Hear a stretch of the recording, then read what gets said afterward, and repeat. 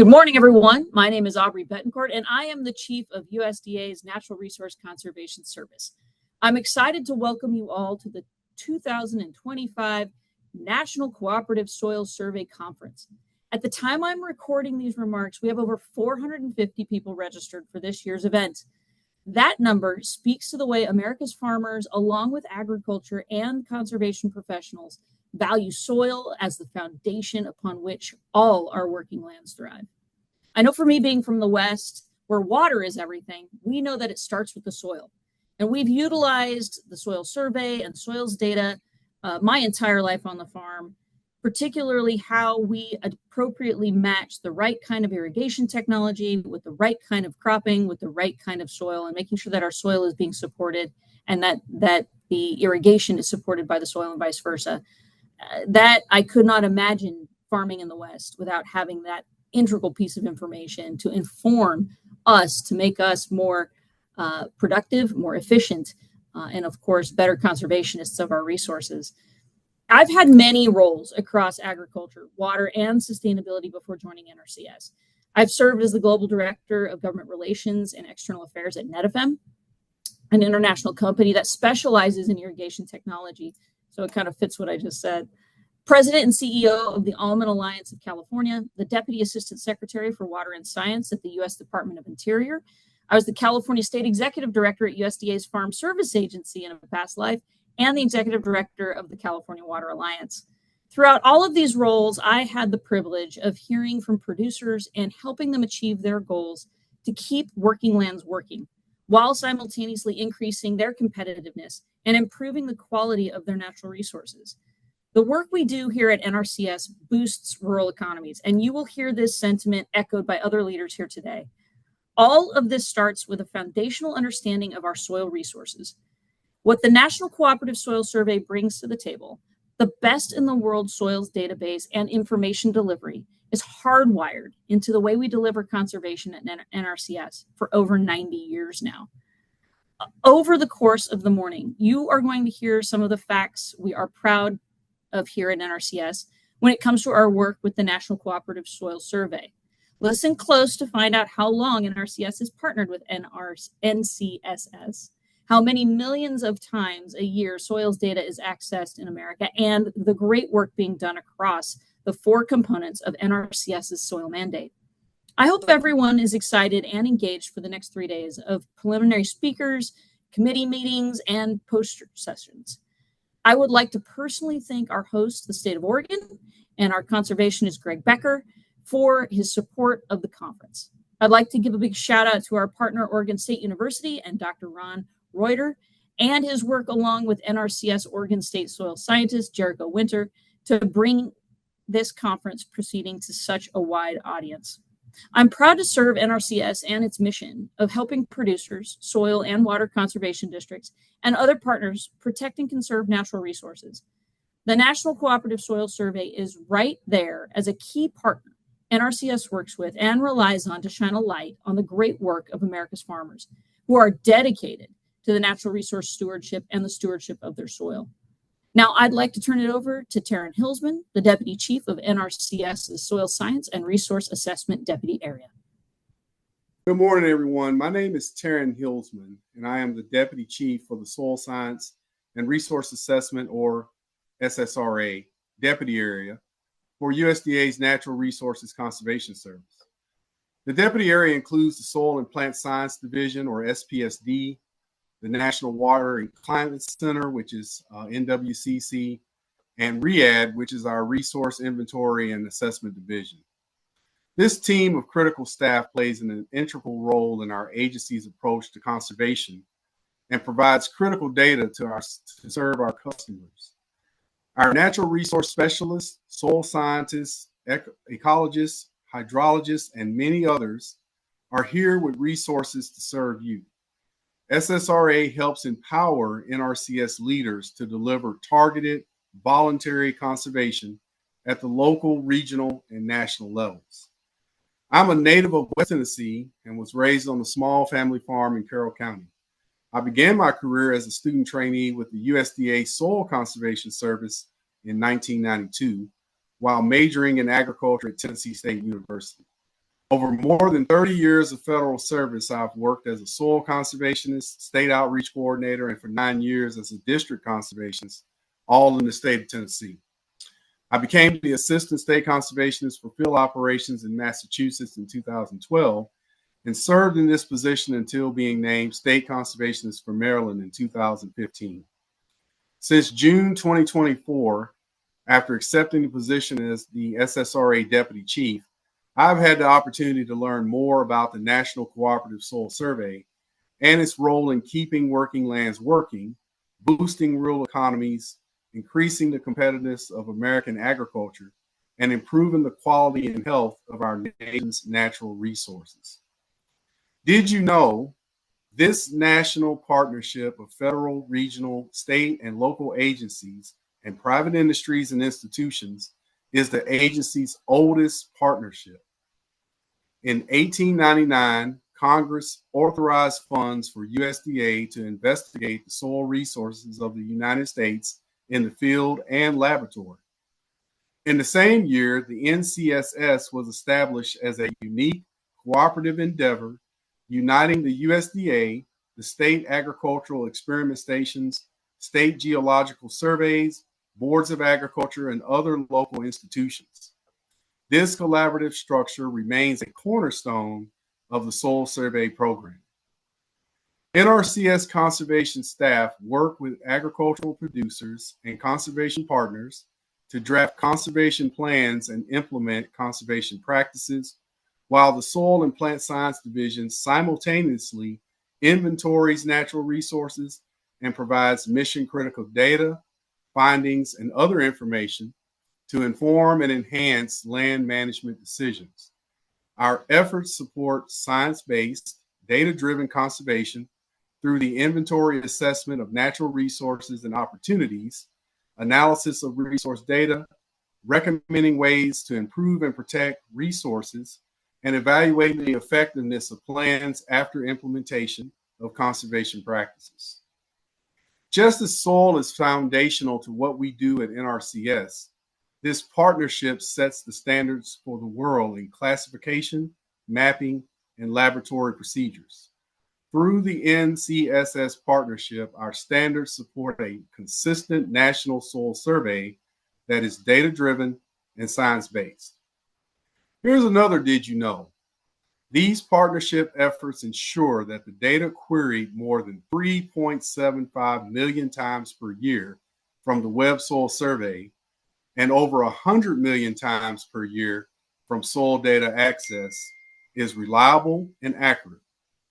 Thanks to many of you and your efforts, every farmer, rancher, forest landowner, ecologist, home buyer, realtor, developer, urban planner, and our NRCS conservation planners have access to this important soil survey data. I really like this year's theme of Welcome to the Neighborhood, living and working with partners on the land. I'm excited to have folks come together this summer for the 2025 National NCSS Conference.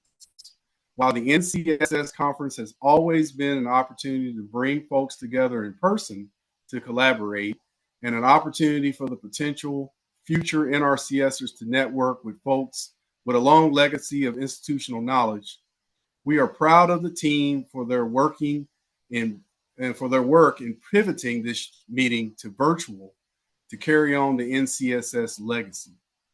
I tell the SSRA team all the time to look for the opportunities. So today I want to encourage all of you to do the same. Look for those opportunities to talk about partnerships, to listen to each other's needs, and keep carrying out the mission. There are partners attending from several universities across the nation, our federal partners like the Bureau of Land Management, Forest Service, National Park Service, and EPA, as well as businesses, soil and water conservation districts, and so many more. We hope you learn new things, network virtually, meet new people, and make great connections. I want to thank our gracious partner, Oregon State University, their conference services staff, and specifically the College of Forestry's Ron Reuter, Associate Professor and Program Director of Natural Resources, for his time, dedication, positive energy, and ability to pivot with the planning team to accommodate a virtual conference. Thanks to the planning team that truly reflects the partnership, as it includes OSU, Bureau of Land Management, the Park Service, Forest Service, and NRCS. I also want to thank the host state of NRCS Oregon, its state conservationist Greg Becker, and state soil scientist Jericho Winter for all their planning efforts. Jericho has been working on this conference since the last national event in Bismarck, North Dakota, and her dedication to the event exemplifies the collaboration that has made NCSS so successful. Last year, we celebrated 125 years of soil survey and NCSS, and we are excited to be here in year 126, and that soils remain a key component of the work of NRCS. Speaking of milestones, the agency just celebrated its 90th anniversary, and a lot of the early work was soil focused, and that remains the same today. In this past year, I've come to know many of the Soil and Plant Science Division staff and continue to be impressed and fascinated by all the ways the staff and its partners are making great strides in soil surveys, whether by boat for coastal zone survey, in heavily populated cities with the urban soil survey, mapping forests with our partners at the Forest Service, or how we're looking for new ways to understand soil change on a human timescale due to management and disturbance. The work we are doing strengthens our agency's voluntary conservation delivery, and the information we provide serves agriculture and other land managers, large to small, conventional to organic, and rural to urban. You will hear about some of the latest and greatest information on all these topics this week, so stay tuned. Now I'd like to turn it over to Neil Dominy, the director of the National Soil Survey Center and acting Soil and Plant Science Division director. Thanks, Taryn. I'm Neil Dominy, Center Director for the Natural Resource Conservation Service National Soil Survey Center, located in Lincoln, Nebraska, and I'm currently serving as the acting division director for the Soil and Plant Science Division. As Taryn stated in his welcoming message, this nationwide partnership of federal, regional, state, and local agencies, private entities, and institutions is one of the agency's oldest partnerships. We work together in this partnership to support farmers, ranchers, and forest landowners in delivering science-based voluntary conservation solutions across our nation's working lands. Conservation planning is essential to protecting our nation's natural resources. The National Cooperative Soil Survey and the Soil Science Resource Assessment Area collects, manages, and delivers a portfolio of natural resource inventory products and tools, completes technical assistance, and resources to support conservation planning and NRCS program delivery. Together, NCSS, SPSD, and SSRA, and most importantly, Natural Resources Conservation Service, has had some major accomplishments that we can break down into 4 essential mandates. 1, conducting an inventory of the soil and plant resources of the United States. 2, keeping the soil survey information relevant to current needs. 3, making soils information available in useful forms. 4, assisting customers both internal and external with using information in community planning for agricultural and natural resource development. I'd like to go through each of these mandates and highlight some of the major accomplishments and activities. Starting off with inventory. Our soil and ecological information help NRCS serve agricultural and other land managers, large to small, conventional to organic, and rural to urban. This data is fundamental in making informed decisions about land management and conservation strategies. Inventorying activities are categorized into 5 major types: soil inventory, ecological site inventory, dynamic soil property inventory, research, and monitoring. All right, I'd like to start off talking about soil inventory. Soil inventory activities facilitate natural resource data collection, mapping, interpretation, and delivery by providing seamless soil, ecological, and climate information across broad geographical areas. These areas have common resource values, land uses, and management concerns. This systematic process is designed to maintain and modernize official soil survey information by improving the consistency and quality of mapping, correlation, data, and interpretations to meet the National Cooperative Soil Survey standards and customer needs. Soil inventory also includes coastal zone soil surveys, urban surveys, and post-event surveys such as flooding, storms, landslides, and major events in need of disaster relief. In 2025, there are 514 multi-year projects, 463 are scheduled for completion. Next, ecological site inventory. An ecological site, or an ES, is a natural grouping of soils across a working landscape. National Cooperative Soil Survey is critical to seamless integration of ecological site information into existing agency conservation planning tools and standard operating procedures. Ecological site data can inform multiple steps of conservation planning process, such as collecting the inventory of resources to aid in defining conservation goals and objectives, selecting appropriate conservation practices, and monitoring and evaluating their effectiveness in conservation planning. In 2025, there are 229 multi-year projects with 180 that are due for completion. Dynamic soil property inventory. Dynamic soil property inventory activities evaluate and document soil properties that change on a human time scale. DSPs are collected to frame, measure, and predict the response of soils to disturbance caused by human and non-human factors. They help guide planning decisions regarding future conservation management practices to improve soil health, soil carbon, and land management. In 2025, there are 60 multi-year projects with 25 scheduled for completion. Research and monitoring. Research activities are designed to test a hypothesis for a focused duration related to soil information, soil geography, hydrology, climate, ecology, and laboratory analysis. The data derived from these activities assists in proper classifying, correlating, and mapping soils and understanding the basic principles of soil behavior and change.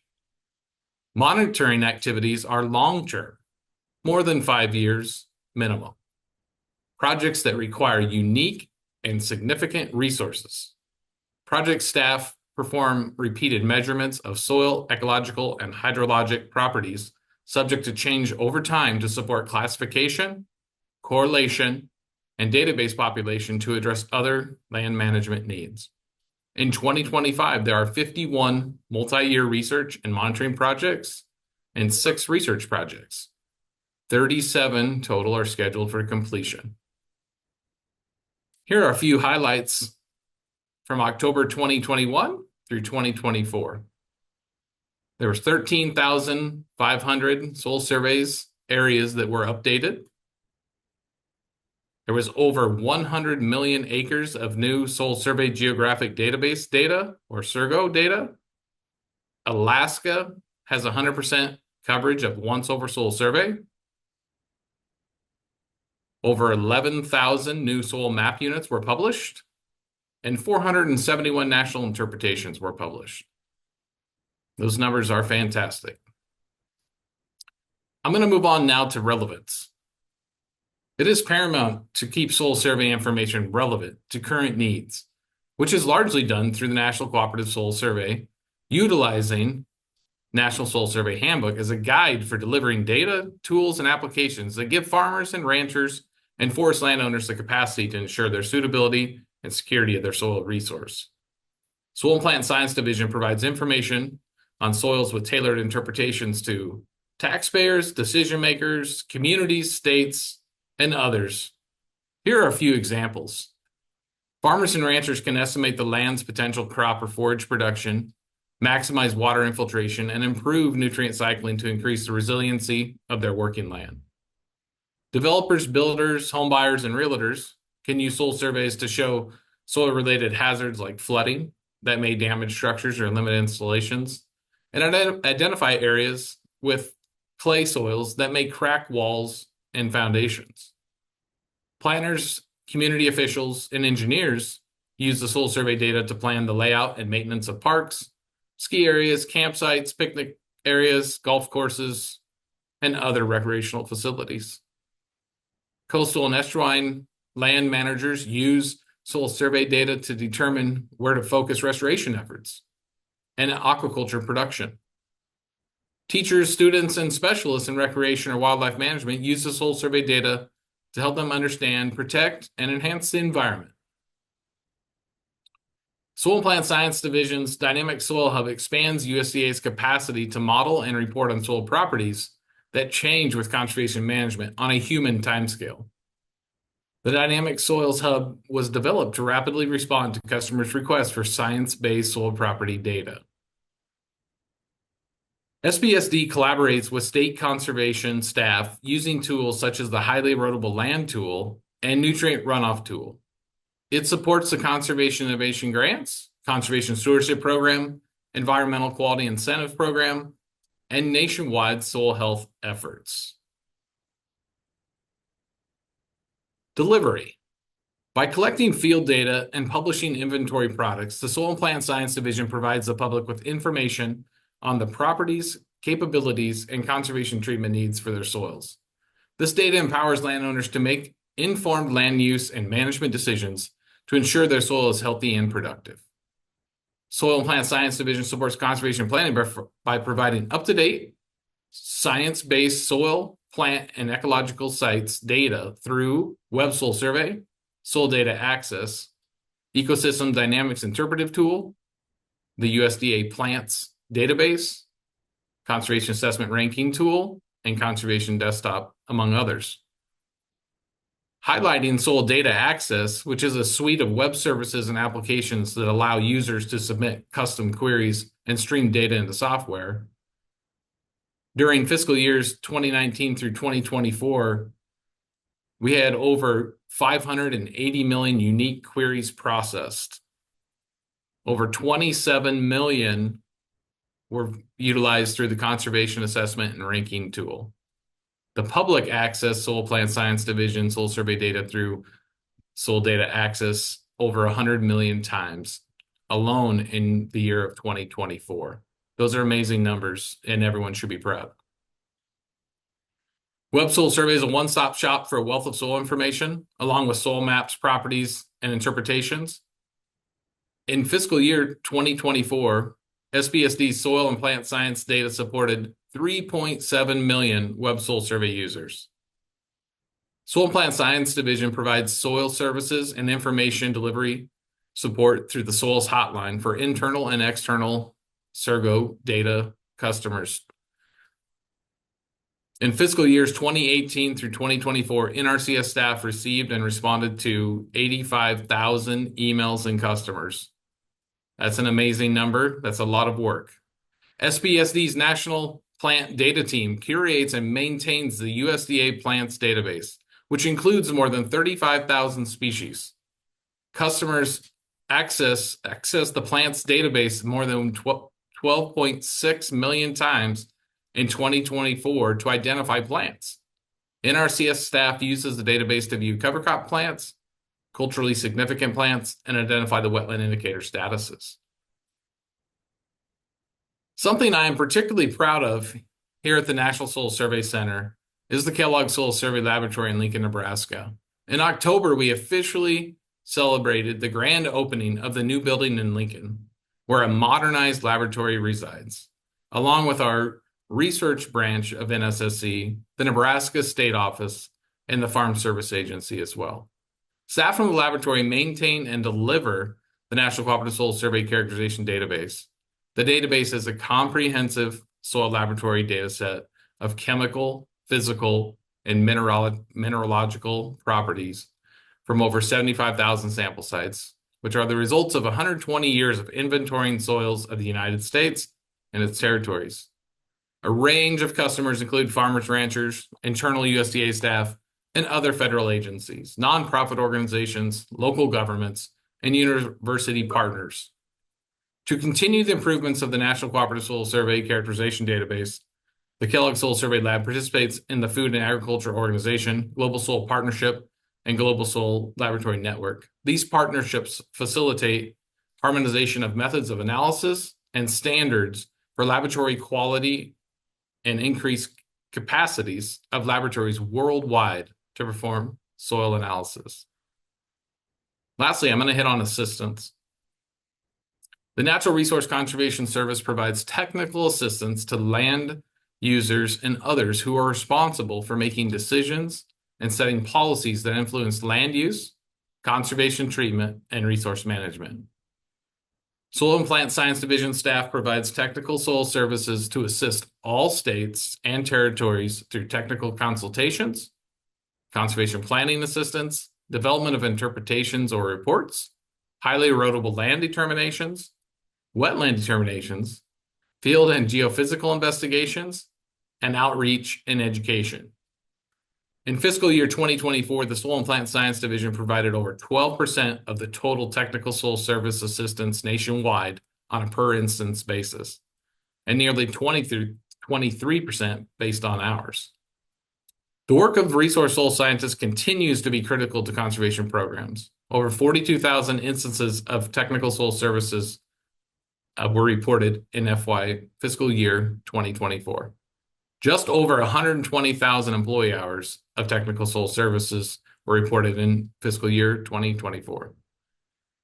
The most common technical soil services activities were technical consultations, highly erodible land determinations and appeals, natural resource inventory support, and offsite wetland determinations.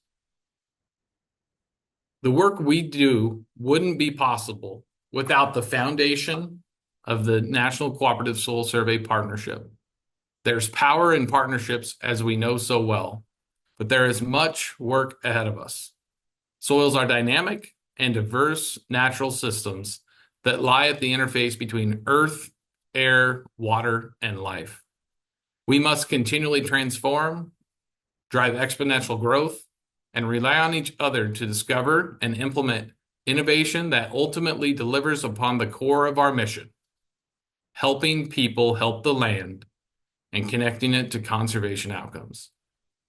I look forward to this week's proceedings to learn more about what everyone from around the country is up to and how we can continue to work together. I want to thank Oregon State University for hosting this conference this year, as well as the NRCS Oregon State staff and the planning committee for their time and effort spent organizing this conference. I also want to acknowledge the strength of the National Cooperative Soil Survey with its foundation of dedicated people to be able to be nimble no matter what the circumstances. I look forward to seeing where the future takes us together. Thank you. Hello, everyone. Thanks for joining us at the 2025 National Cooperative Soil Survey Conference.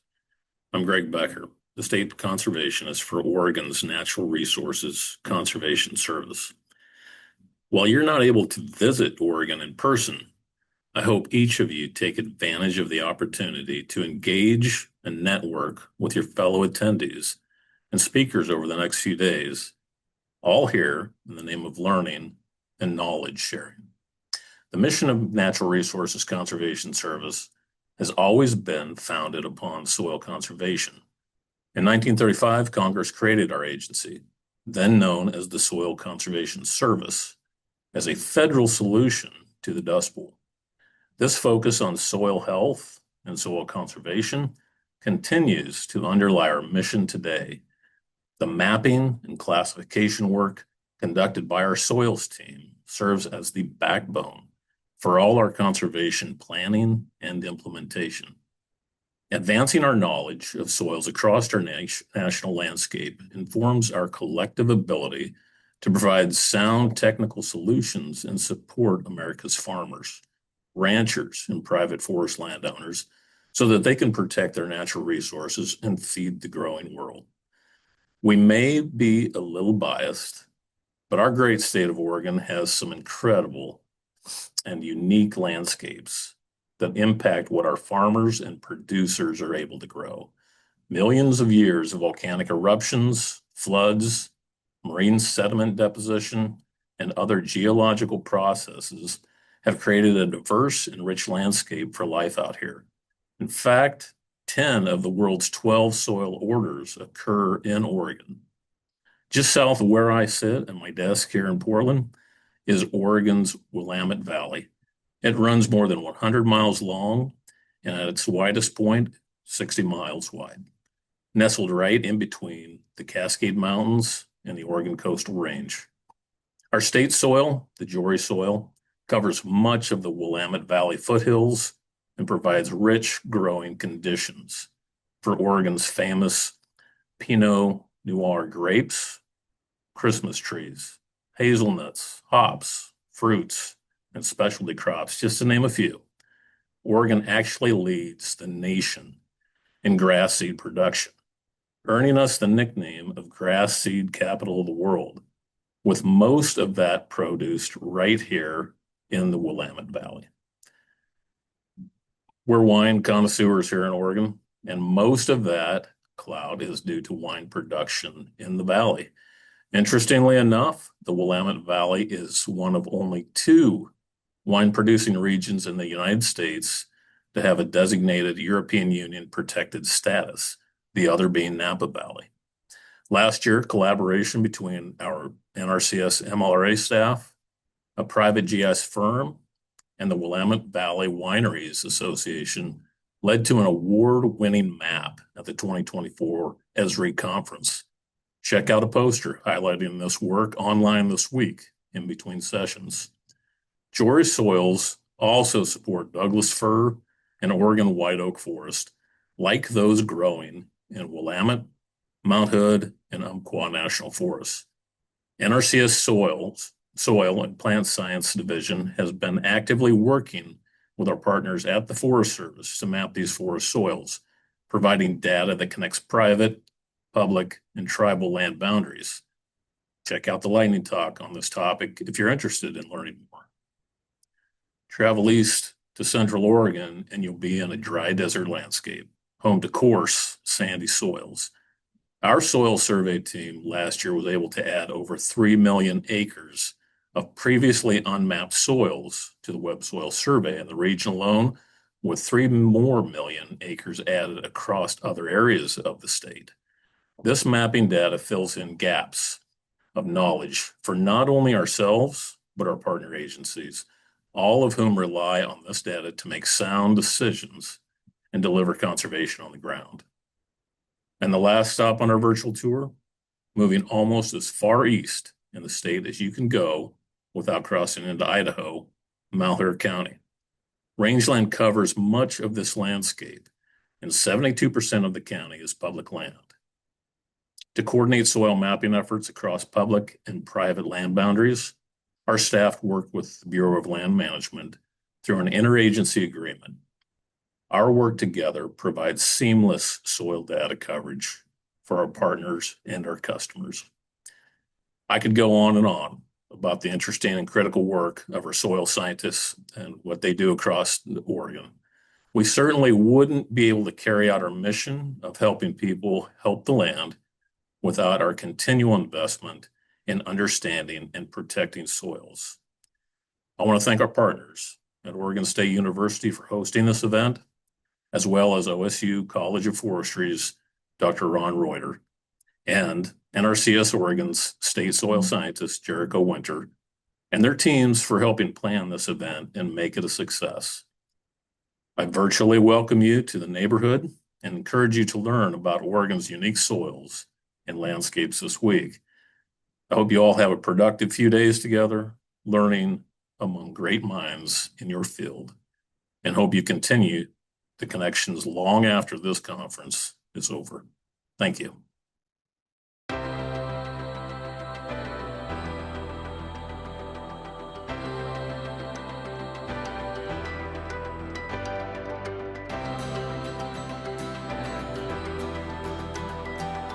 Hello everyone, and welcome to the 2025 National Cooperative Soil Survey Conference.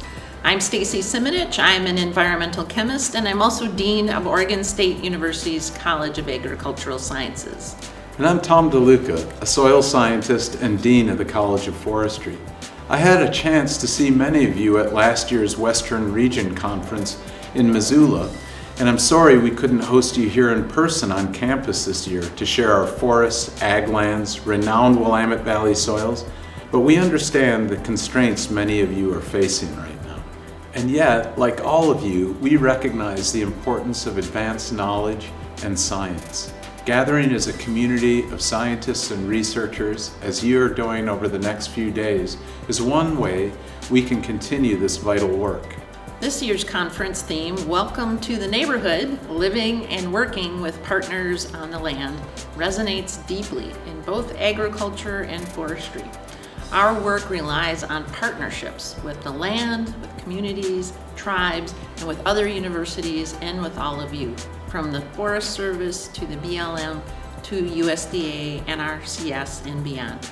Partnerships, finding common ground, are how we make progress, by coming together year after year and really digging in. You had to get that pun in there, didn't you, Tom? I heard it. But in all seriousness, while we often focus on the landscape above ground, the trees, the crops, the world below ground is where the real action is. It's where the carbon is stored, roots established, nutrients cycle, and resilience begins. Soil indeed tells the story. In environmental chemistry, we rely on soils as it holds the history of the place and also the potential for the future. It reveals what's working and what's not working, and that knowledge, which we can only gain through soil surveys, is where restoration begins.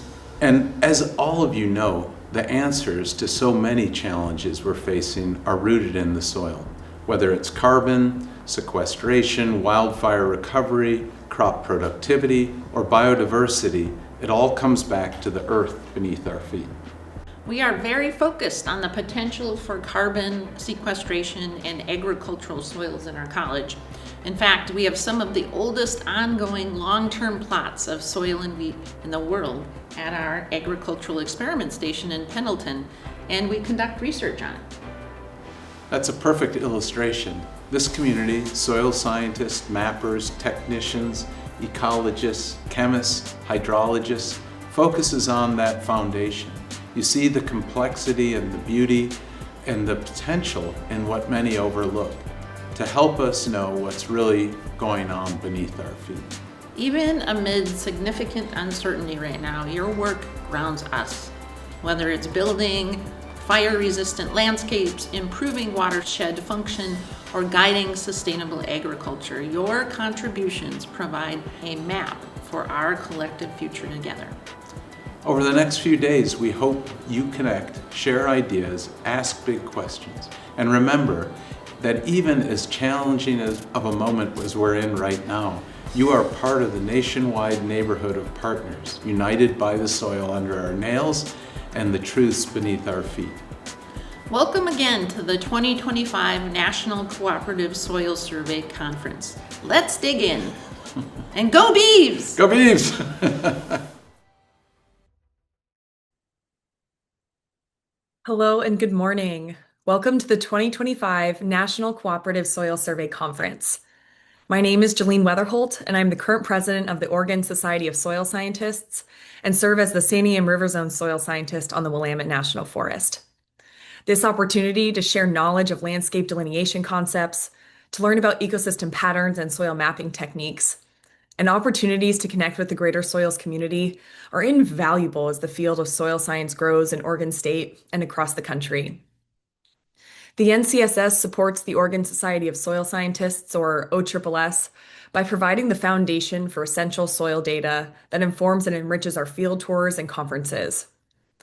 Detailed maps and classifications offer a reliable foundation for exploring landscape processes, soil management, and emerging research. By grounding our discussions in high-quality science-based information, the NCSS helps us foster deeper understanding and collaboration among soils professionals across Oregon.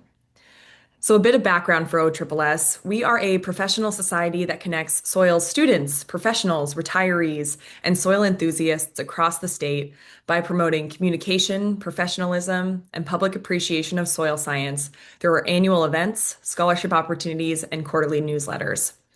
We host two standard annual events a year with some other events sprinkled in between. And those two events are our summer field tour and our winter conference.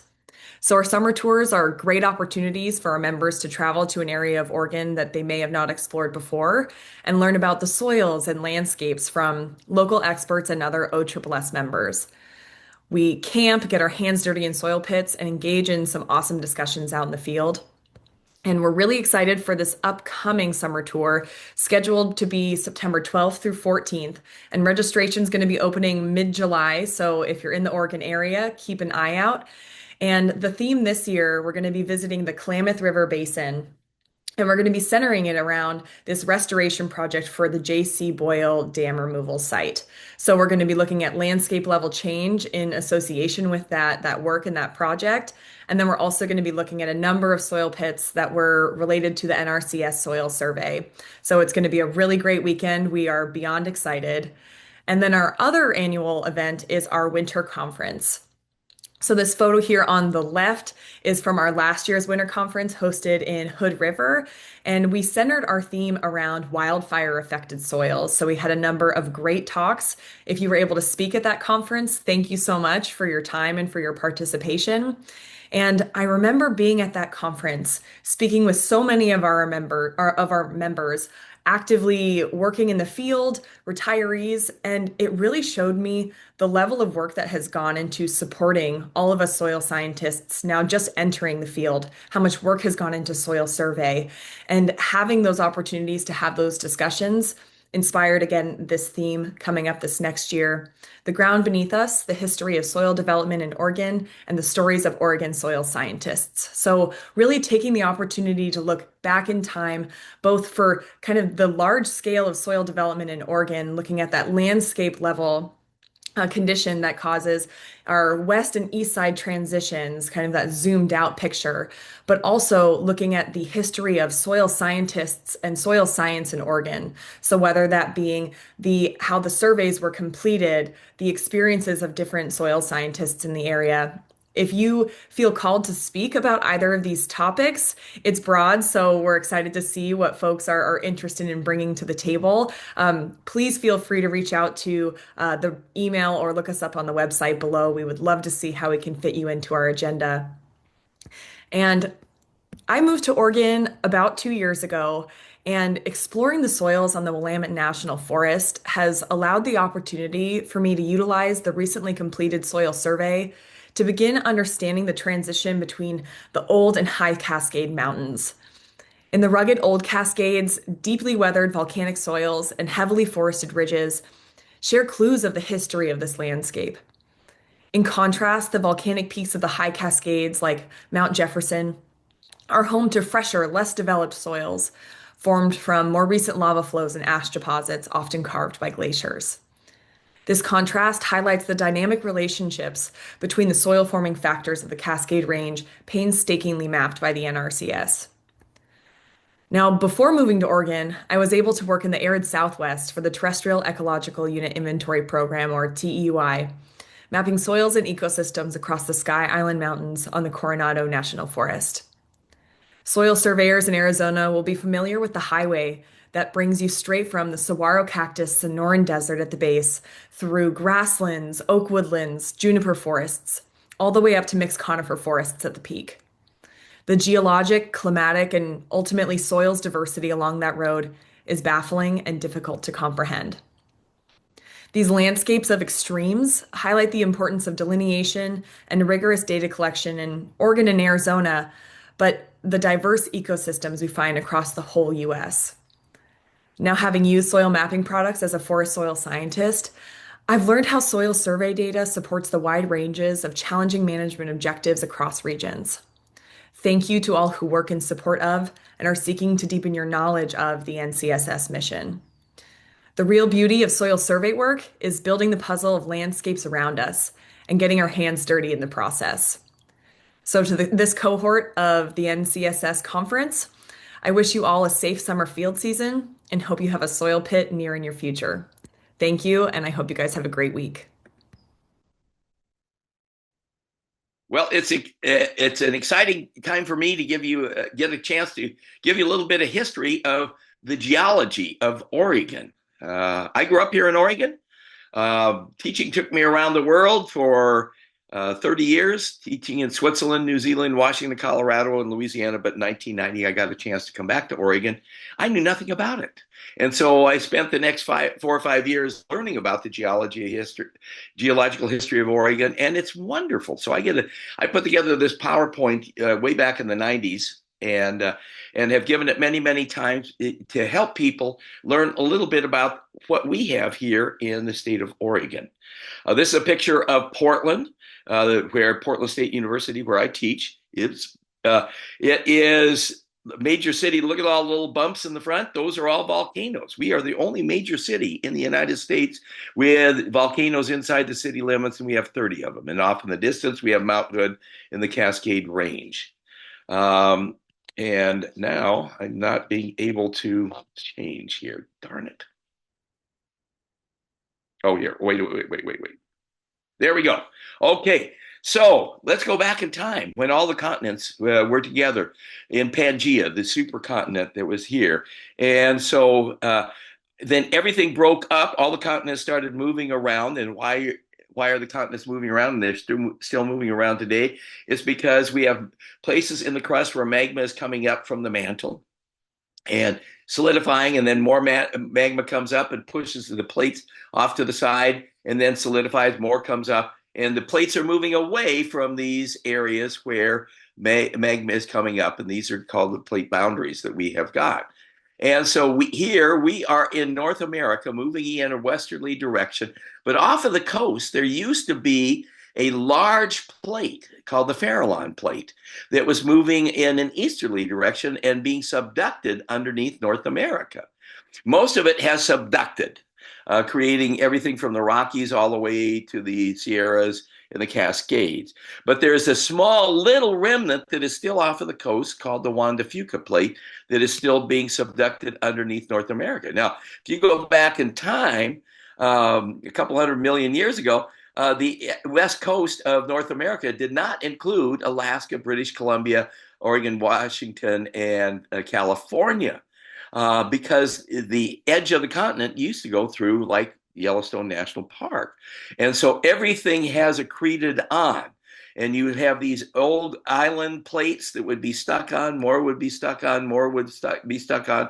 So Oregon is a whole bunch of accreted terrains, as is Washington and California. So here is a map of North America showing you all of the accreted terrain in the western part of the North America that has been stuck on over the last 200 million years. So here's a map of Oregon and Washington and Northern California. So today, off of the coast, we have a chain of volcanoes at the bottom of the ocean called the Juan de Fuca Ridge, creating a plate that is moving 4 centimeters a year in an easterly direction. We're moving 2 centimeters a year in the opposite direction. When the two plates meet, that's Cascadia Trench, the Juan de Fuca Plate and the little Gorda Plate down at the bottom are being subducted underneath North America, melting and coming back to the surface as a chain of volcanoes from Mount Lassen down in California, all the way up into Mount Garibaldi in British Columbia. So here is a cross section, the oceanic plate going down underneath, melting and coming back to the surface as a chain of volcanoes that we call the Cascade Mountains, uplifting all of the marine sediments along the edge of the plate here. And that's the Coast Range. Those are all ocean bottoms that have been uplifted.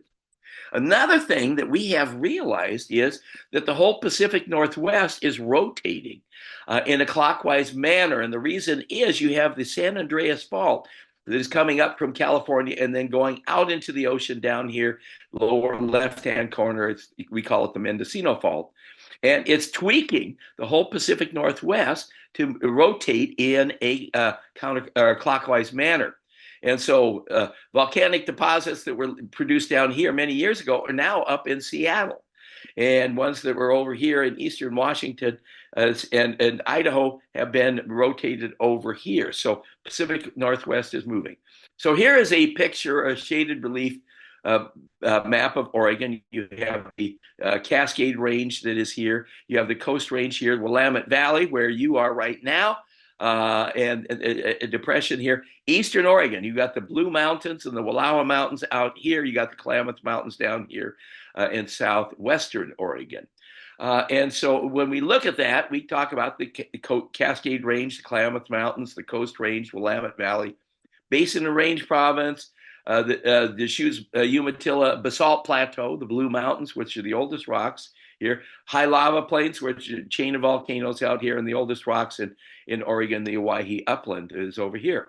So what I'm going to do is start with the Blue Mountains, then go to the Klamath Mountains and work our way around here, showing you the origin of each of these parts of the state. So we'll go out to the Blue Mountains to begin with. Here is Wallowa Lake. And these are very, very old rocks, all accreted terrain that has been put on. This is an absolutely beautiful lake that was dammed up. Right here, I am on a glacial moraine. So glaciers came out of here, and so this is a glacially dammed lake coming out of the Wallowas. You get up into the Wallowas, you've got a wilderness area, absolutely great place to get away from. My favorite mountain out here is called the Matterhorn. It is a mountain of pure white marble. It's my favorite mountain in Oregon. Most Oregonians thought Matterhorn is in Switzerland. No, we have a Matterhorn here of pure white marble.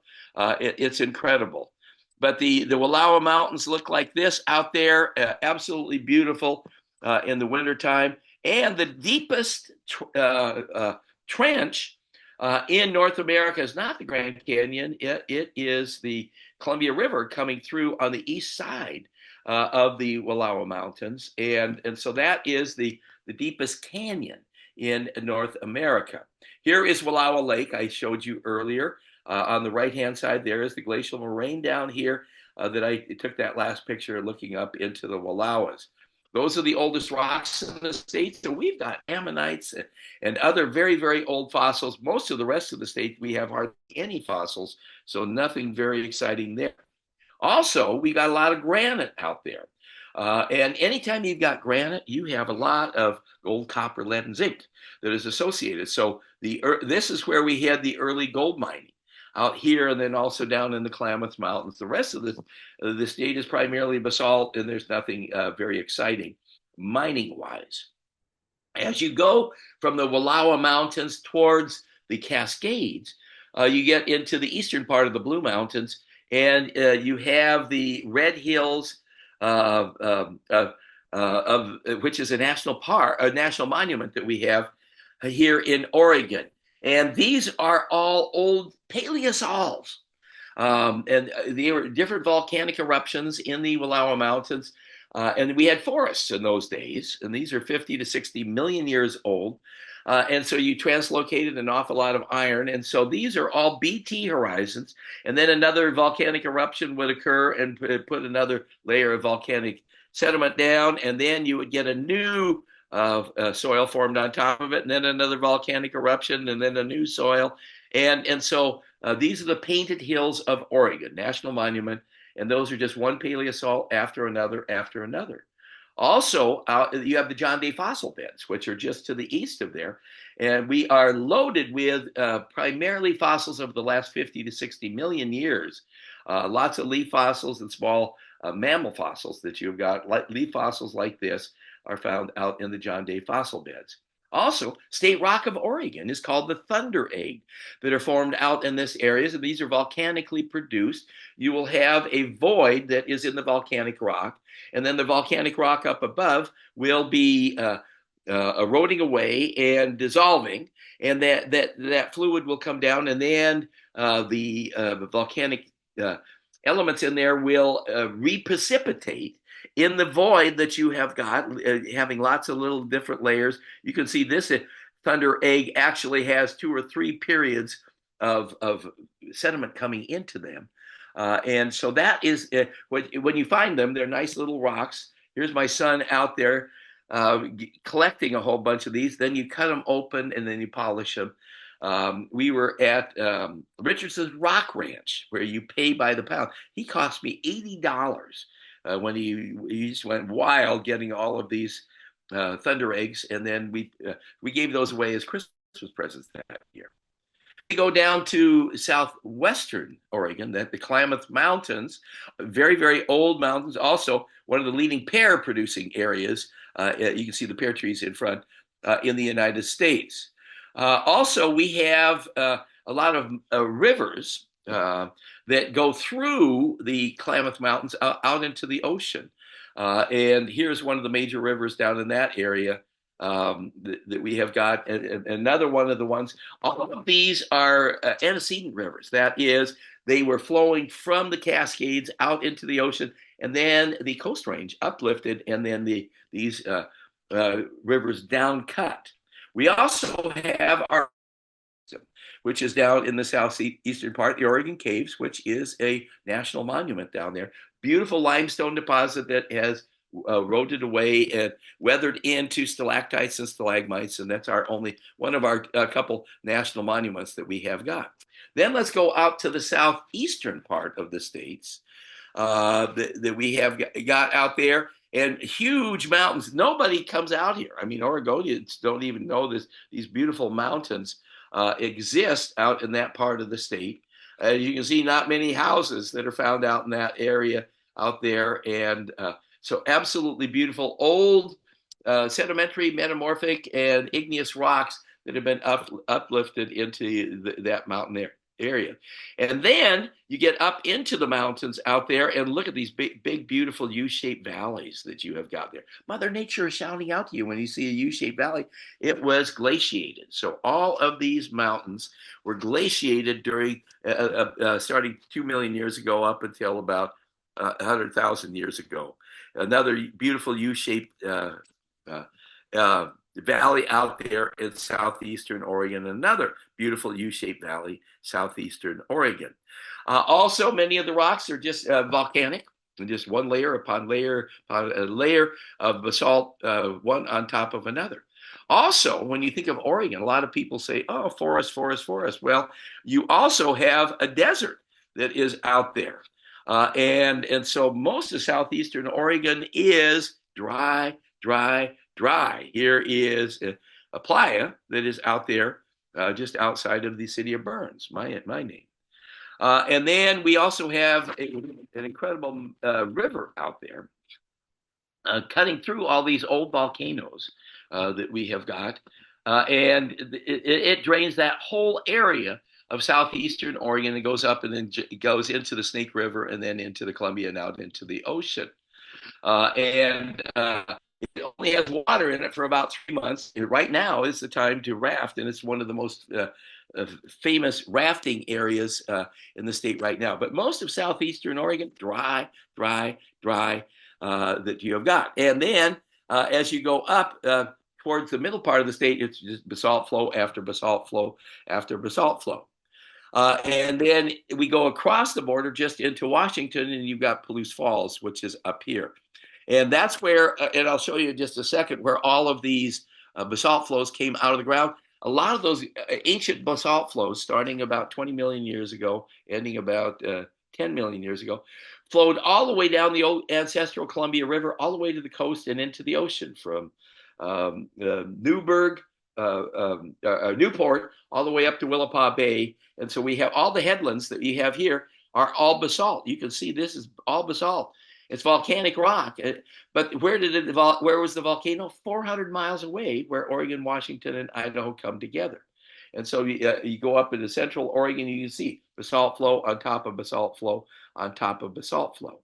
You go up into the central part of the state, just outside of Bend, Oregon, and we have a little volcano that is up in that particular area. And you can see the youngest basalt flow coming off of that one right here on the right. It's only 2,000 years old, the youngest rocks in the state of Oregon.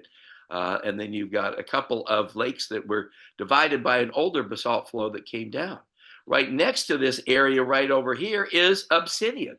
It's the biggest obsidian flow in the state of Oregon. The magma that came out cooled very, very rapidly and actually formed volcanic glass that we have obsidian. There are big signs around there that said, geologists do not take these rocks. And so that rock there is a picture that I took instead of taking another one.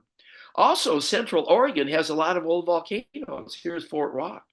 You can see it as a ring, and it was a volcano that actually erupted into a lake. These are all lake sediments that were there during the Pleistocene, the last couple million years. And the dominant winds were always from the southwest, and it kind of eroded away the volcanic sediments at the south end that you've got here. Also, if you look at this little notch over here, that's the oldest human deposits that we have found in Oregon, about 30,000 years. So we know that Native Americans were in the area 30,000 years. They found sandals that were in that particular area there. Also in the central part of the state, you have got incredible, we had a super volcano.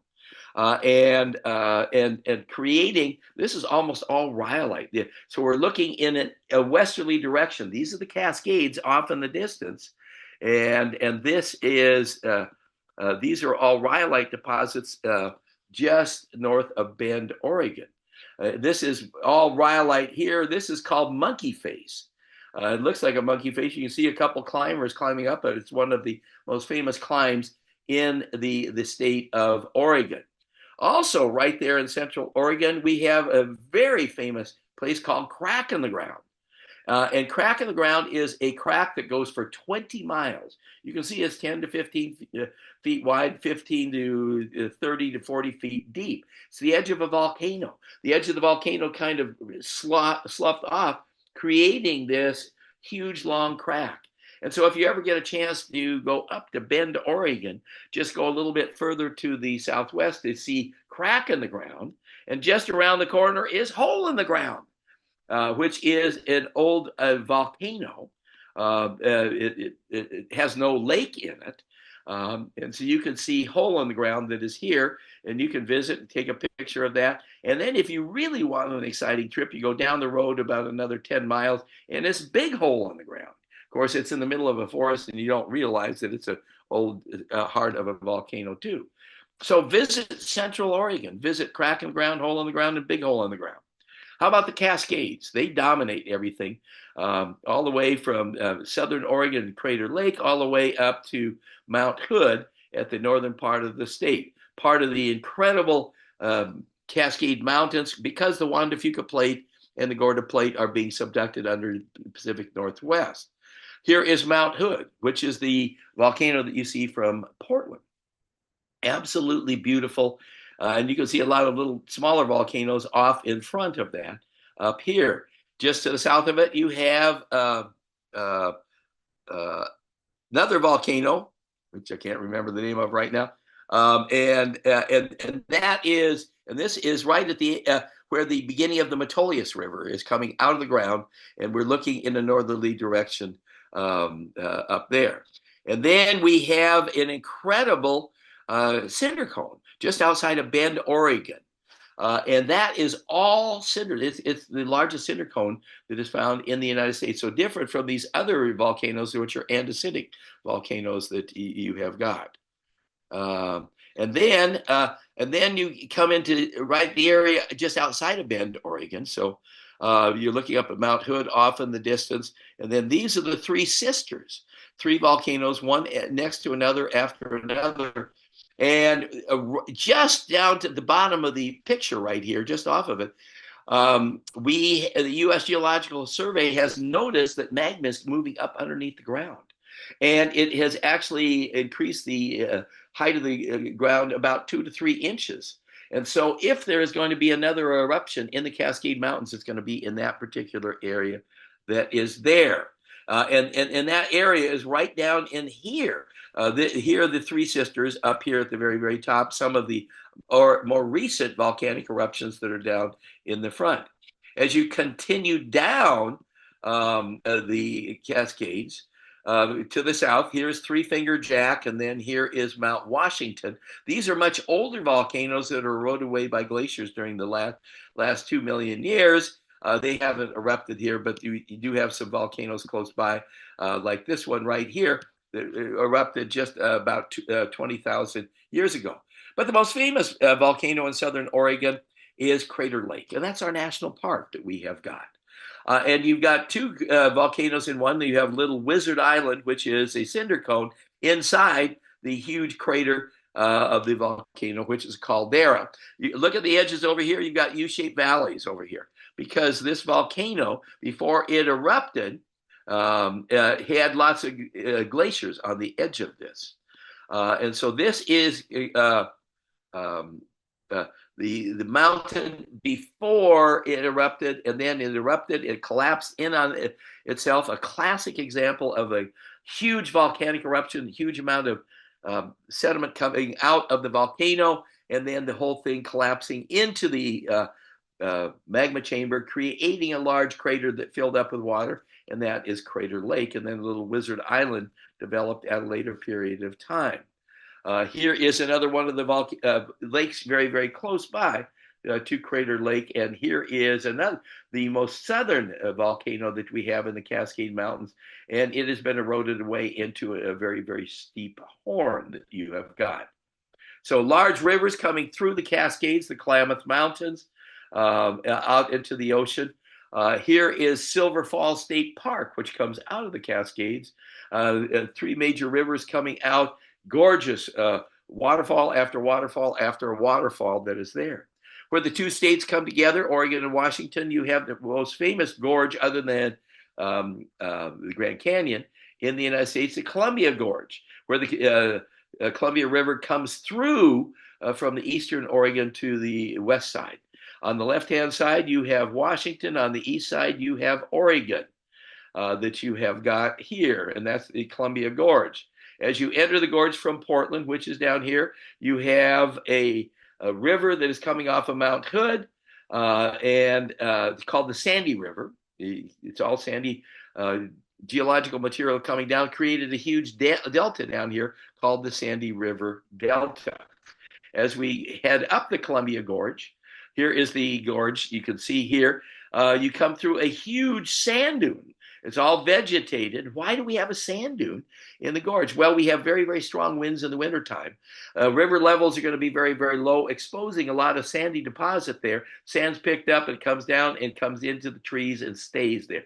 So a big sand dune that is there, which you don't expect in a very wet environment like that. Whole Columbia Gorge is famous for its waterfalls. We have so many waterfalls on the Oregon side. Poor Washington side only has 2 waterfalls. Oregon side has 15 major ones like that. Most famous one being Multnomah Falls, the 5th highest waterfall in the United States. The other 4 ones are that are higher are in Yosemite National Park.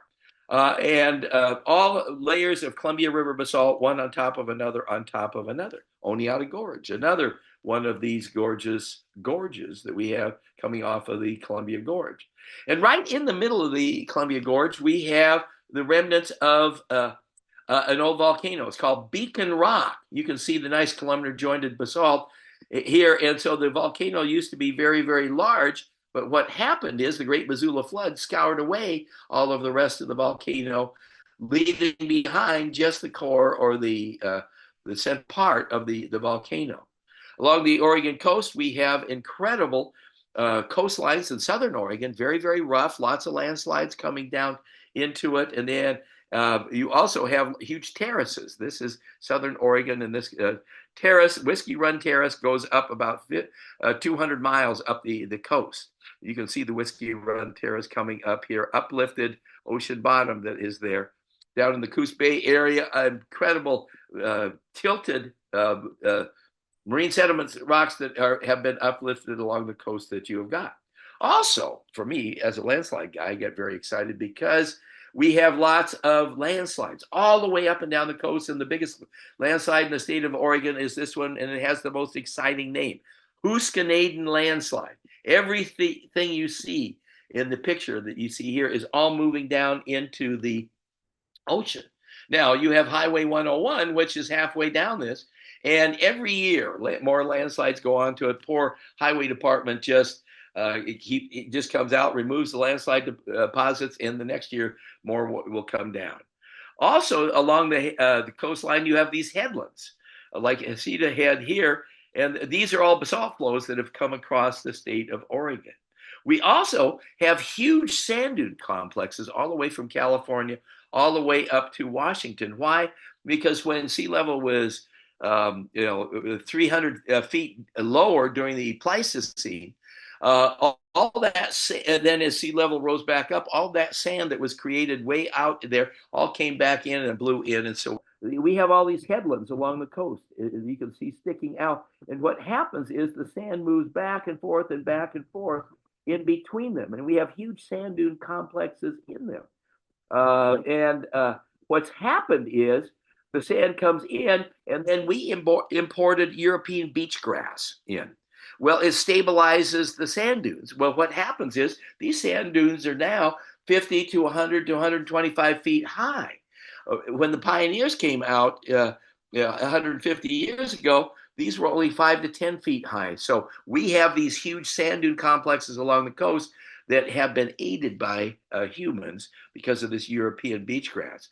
And this is the typical Oregon coast with a big headland coming out. And then what happens is the sand moves back and forth in between these headlands. It was all headlands. In the wintertime, when the normal winds are coming and waves are coming from the north up in Alaska, all the sand moves to the south. And then the summertime, when the waves are gentle coming from the southwest, the sand moves back. So the sand moves south in the wintertime, north in the summertime.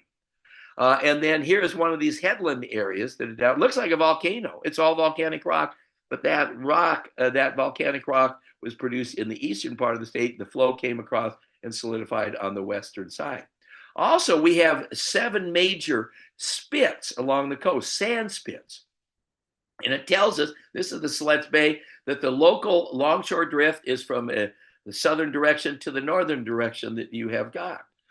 Here is the Salmon River spit. So again, it's a north-facing spit that you have got. Sand comes out of the river, and then the longshore drift currents will move the sand up there.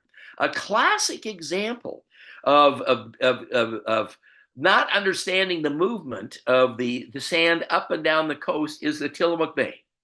Tillamook Bay, you can see, has a beautiful spit that is coming out here. And what happened was back in 1900, it became Oregon's first destination resort. And they started advertising lots on this spit to all the people in Portland. Have a beach house at the Oregon coast. And in those days, they took a ship down to this area, which would take about 2 or 3 hours to come down. And so they did. And they sold huge amounts of houses that were down there. But, and then it got so huge. Let's see, I keep going in the right direction. They even built the first natatorium, an Olympic-sized swimming pool in 1915 on the Oregon coast, right on the beach. But they didn't understand, they had visions of building a huge hotel down here, and they said this is just going to be the new beach resort on the West Coast. But they did not understand, if you go back to this right here, longshore drift. And what happened is they built a jetty right here. And what happened with that jetty is it cut the sand supply that fed the spit.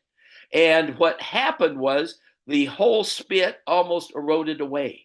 All the houses that were on that eroded away, and the last house in 1930 fell into the ocean. And it's the story of Bay Ocean, the city that fell into the ocean. And so it's an interesting story that most Oregonians don't know, that there was a huge old destination resort that was down in that particular area there. We also had huge erosion on the coast a few years ago during El Nino, back in the 80s. And we called it in Oregon Hell Nino because all of the beach houses were eroded away, and we had huge number of houses and lots fall in, like this one here down in Culver City. And so the movement and a lot of forests that were buried beneath the beaches were exposed during that period of time. Along the coast, we have one of our most famous rocks that we have is Haystack Rock down in Cannon Beach. Those are all remnants of eroded away basalt flows that came from eastern Oregon. Here is the Cannon Beach area that we have along the coast. So we have some incredible long beaches along the Oregon coast. Come to Cannon Beach for the big contest of making sandcastles down there, and it's also a big thing. So what I've done with this talk is shown you a bit of Oregon, starting in the Northeast, ending up at the coast. Hopefully you'll get a chance to get out and see some of these. Here is my family. When I moved back to Oregon, I said, we got to learn about the geology of Oregon. And we're at the edge of Crater Lake at sunset and got a chance to go out and see this absolutely beautiful state of Oregon and its wonderful geological history. Hopefully you've enjoyed it today and gotten a little bit about that. Remember, geology rocks. Bye.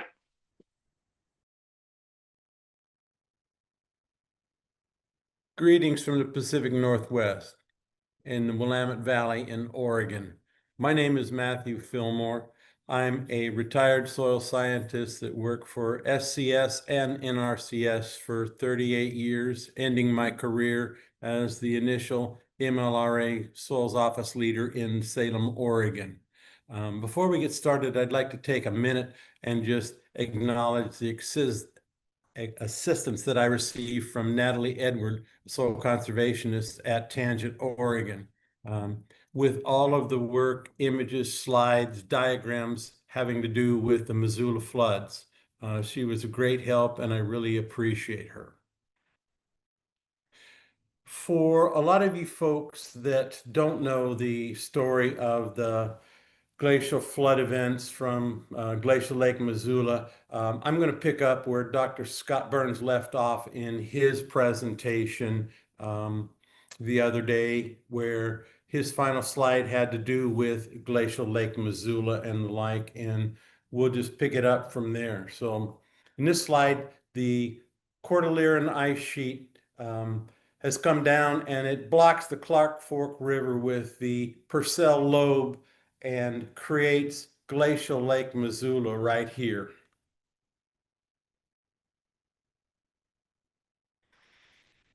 About 17,000 years ago, the ice dam broke, and it did it a number of times over the centuries, that the water that was released from behind that dam was about 10 times the volume of all the rivers on the earth combined at the time that it got let go. And it covered more than 16,000 square miles from here in Glacial Lake, Missoula, all the way down to the Willamette Valley, creating Lake Allison in Oregon. At its maximum, it was 500 cubic miles of water behind the dam, and it was 200 feet deep.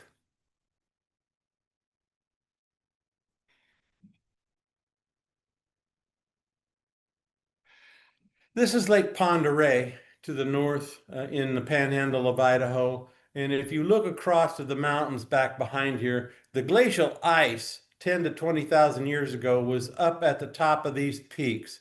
So this was all ice here. This is a picture of the high water line marks that prove the evidence of Glacial Lake Missoula. These wave-cut strand lines are evidence of shorelines of the glacial lake, and they're just outside of Missoula, Montana.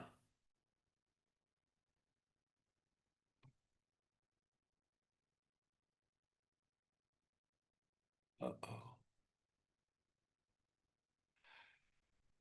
As the floodwaters went from the behind the ice and out across eastern Washington and northern Idaho, it reached speeds of 65 miles an hour, and it stripped away all kinds of thick soil materials.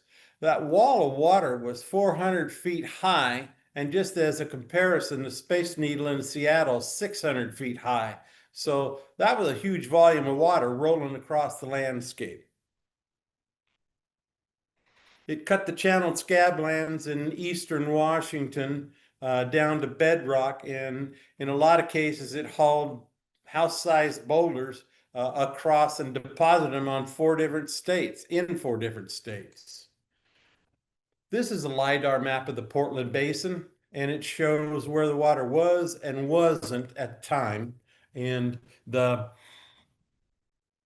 what I'm really trying to get at with this is that the evidence shows that that much water moving at 65 miles an hour probably drained that lake, Glacial Lake Missoula, in less than 48 hours. So again, a humongous volume of water tearing across the landscape.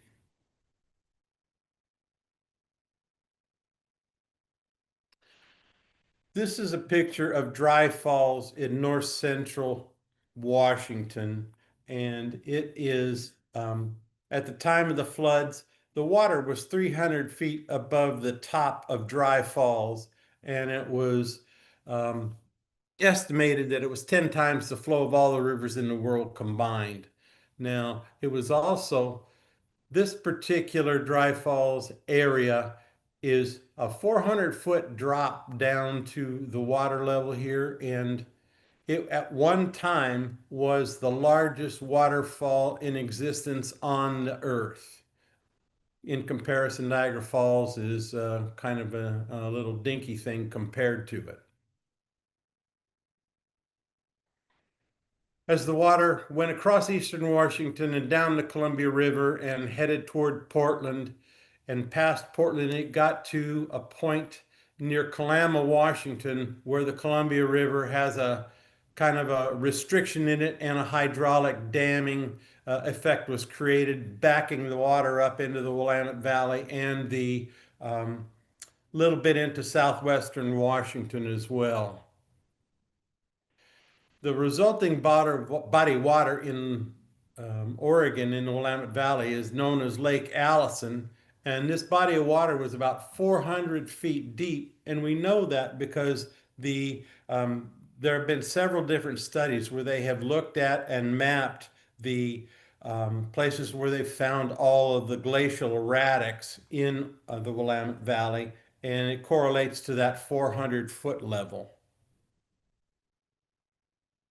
This is a longitudinal profile of the Willamette Valley, and it shows that from Portland, where it's about 20 feet high, all the way up here to Eugene, where it's 400 feet high.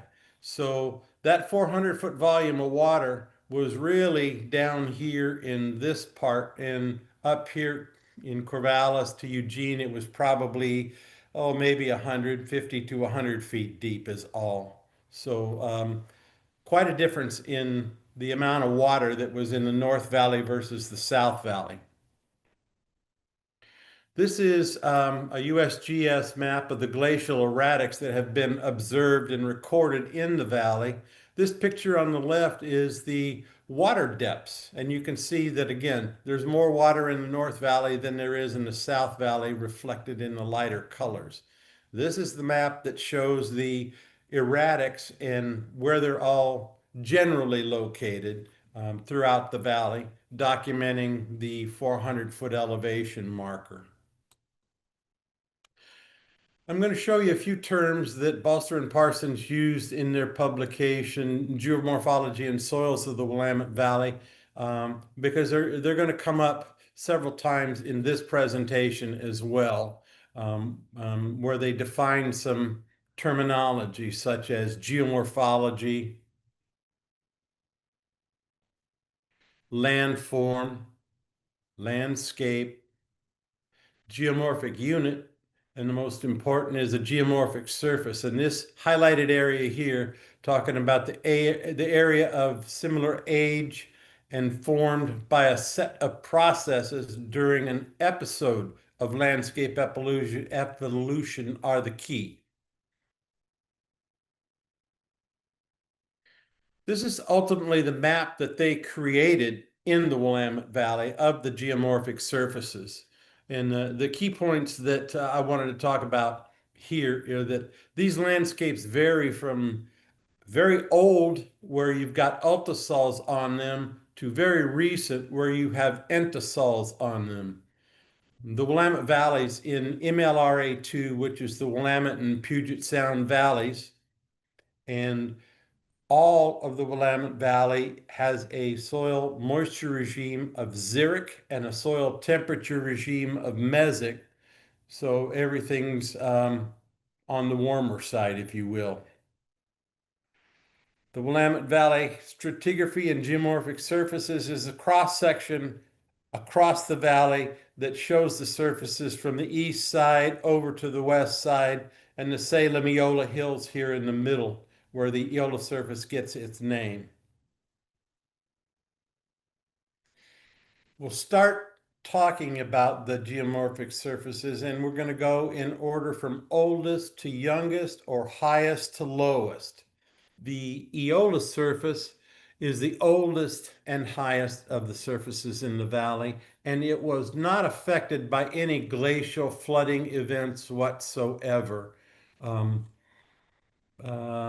stratigraphy and the morphology is recognized by ancient weathered soils derived from Side Valley alluvium overlying ancient paleosols on stable landforms. It's of the Middle Pleistocene epoch, and locally here in the Willamette Valley, the Eola surface soils are known as the Red Hill soils because they're all red of some sort. The typical example is the Jory soil, which is a xeric palehumalt. It's very deep and well drained. The stratigraphy is fine textured colluvian residuum weathered from basic igneous rocks and sedimentary and tufaceous rocks as well. It's from the early Pleistocene, and it is also Oregon state soil. It generally supports forest vegetation, dominantly Douglas fir and Oregon white oak. A lot of areas have been cleared, and it is growing many types of agricultural crops, from Christmas trees to berry varieties, sweet corn, wheat, filberts, hazelnuts, and grass seed crops. And it's also in more recent years become a very choice soil for growing for the production of wine grapes in the expanding wine industry. The biggest concern with the Jory soils and others of these types of soils is the growing urbanization of the valley that's resulting in a great deal of pressure to expand development into these kinds of areas. And that has to do with Oregon state land use laws that allow some of that to an extent. A couple of the cohorts that exist with the Jory soil are the bell pine, which is a xeric haplohumalt, moderately deep and well drained, occurs on sedimentary rock materials. And the Nicaea soil, which is also a xeric haplohumalt, moderately deep and well drained, but occurs on basalts and tufaceous materials. Nicaea soil has a lithic bedrock contact. Bell pine has a paralithic bedrock contact. So there's some not depth, but restrictive features of bedrock between the two series. The next lowest, or excuse me, highest, we're going that way, oldest surface is the Dolph surface, which is not affected by any of the glacial flooding events having to do with the Missoula floods. And the stratigraphy is quite varied on the soils on these landscapes, because there's quite a few different things that occur on the Dolph surface. The biggest thing here is that when Buster and Parsons did their work in the Willamette Valley, they recognized three different distinct levels of the Dolph surface, but they could not separate them in their mapping because of time constraints and the mapping scale that they used. So the middle Dolph, if you will, and the low Dolph are lumped in with the high Dolph, which is today recognized as the Dolph surface.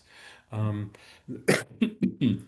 mid Dolph and the lower Dolph are now recognized as the middle bratting and the lower bratting surfaces. The Dolph surface is of late to middle Pleistocene in age. A couple soils that occur on the Dolph surface are the Dixonville series over basalt, which is a Pacic Ultic Argiserol, and the Willekemze soil, which is an Ultic Haplozeralf over sedimentary rock units and tufaceous materials, with paralithic contact. Jory, Willekemze, these are two of the main wine growing regions and soils in the state, in the valley, and are the two main soils that have the recognition at this point, though there are many soils that are growing wine grapes on them for wine production. The bratting surfaces are the next one, and these are surfaces that Balster and Parsons did not directly recognize. I mean, they saw them, but they could not map them, and they included them in the Dolph surface.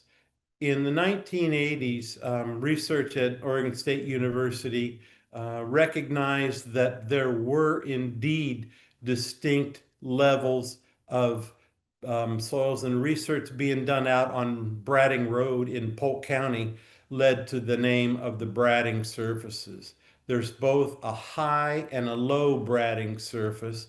The high one has to do with there being less of the flood sediments mantling that surface. It's more like a skiff than a mantle, and it's maybe 30 centimeters thick.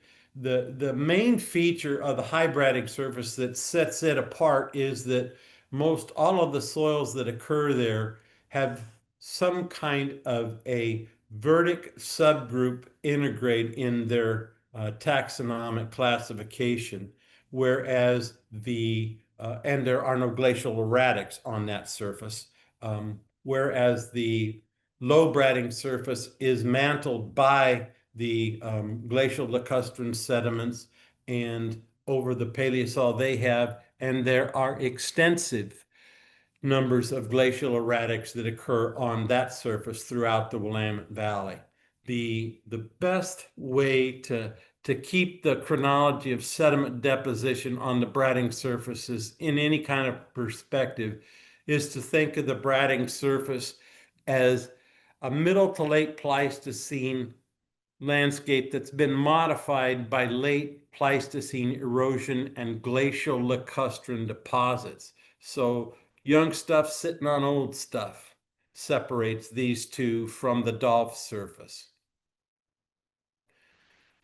Typical soil on the high bratting surface is the Pengra soil, which is a vertic endoaqual and has the vertic subgroup integrate to it there. The key feature with this soil, particularly if you note here in the image, is that from 2 to 3 feet, all those shiny faces you see on the PEDs are slickensides.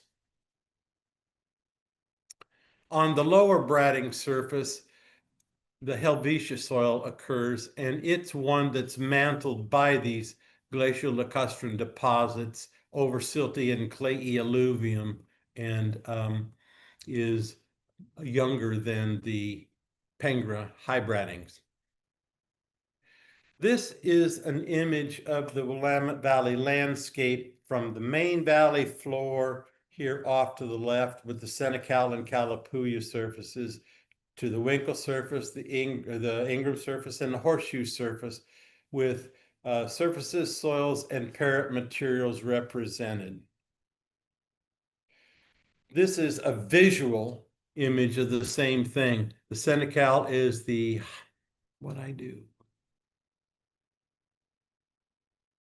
Senecal surface is the higher one of the main valley floor, and then you go up to the bratting surfaces where you've got the lower bratting here and the higher bratting here. You have the Dolph surface above them, and then you have the Yola surface in the background. And at the very horizon is the Coast Range Mountains.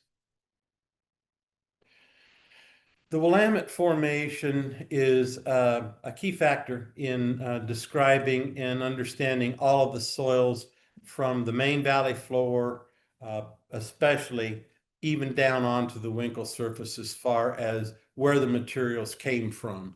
And there's three members to the Willamette Formation. At the very surface is the greenback member, which is the silts. There's a clay layer underneath that known as the malpass member.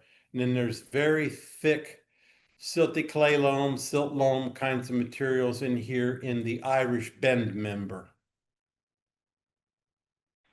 This image shows the same cut with the Willamette Formation, and below that, the much older Roland Formation that consists of the Diamond Hill Paleosol and the Lynn Member gravels. There's a couple guys spending a sunny afternoon in the summertime in 2005 out just playing around in the dirt and on some eroding highways that are failing in and along the Willamette River in Lynn County. It's Dr. Frank Reckendorf here, that is a mentor of mine that has his own distinguished career as a sedimentation geologist and fluvial geomorphologist with NRCS, SCS throughout his career.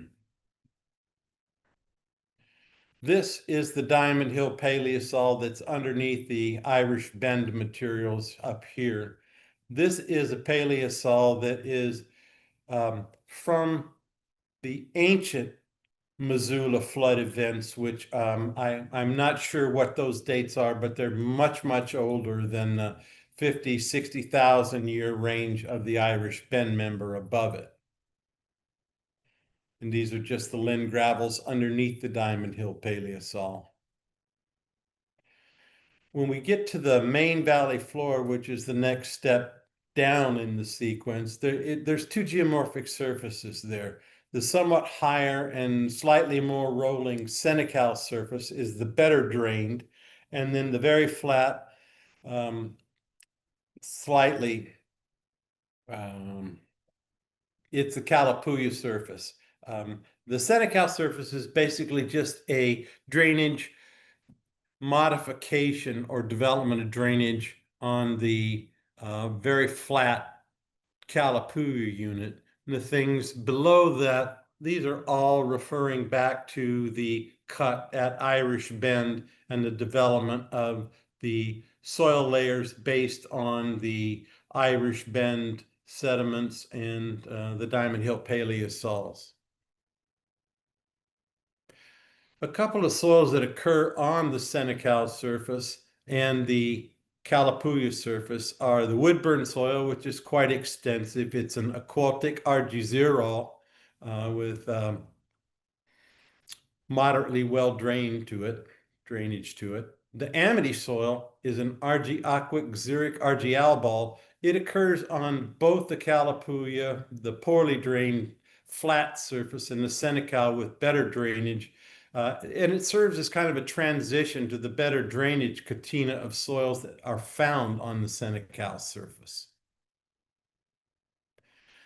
The Dayton soil is a vertic albiqualf, and it's the one that all the research has been done on by Balster and Parsons during their time in the valley.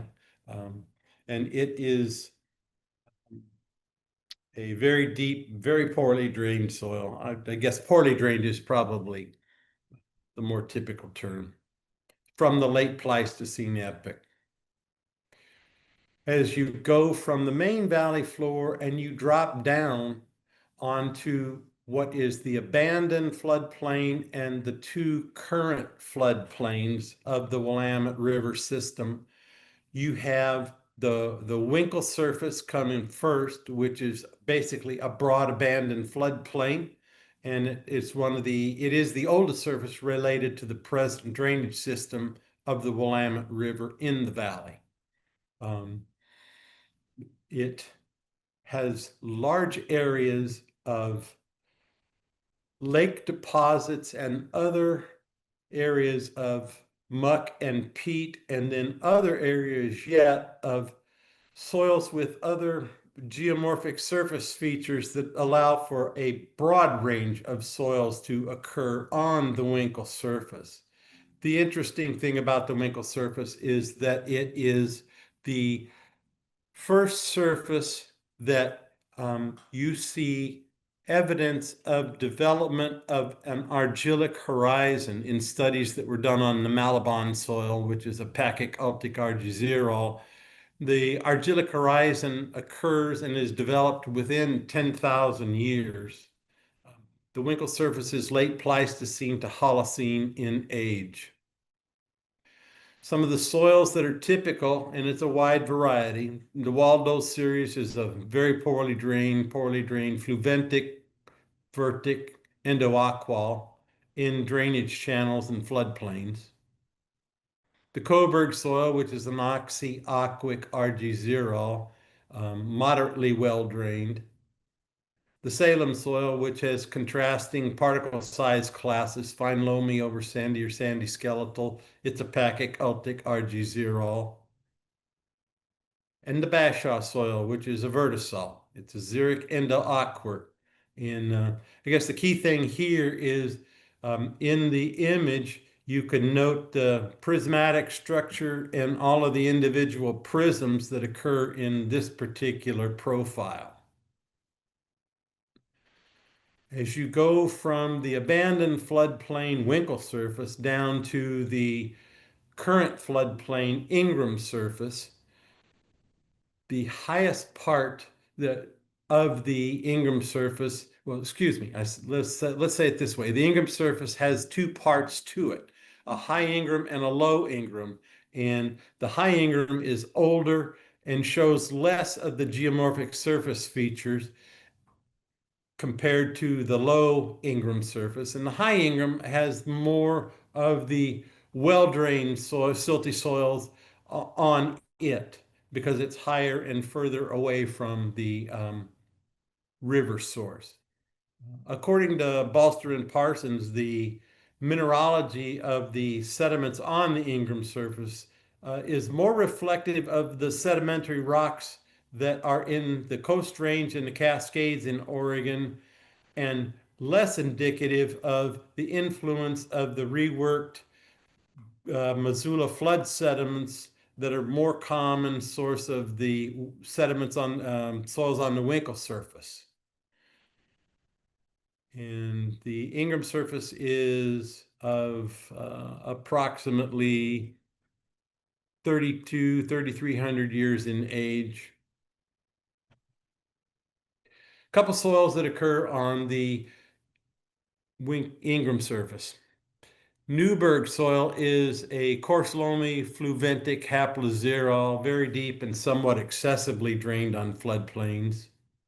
Wapato soil is a fine silty fluventic endoaqual, poorly drained, developed in loamy alluvium in depressions on floodplains.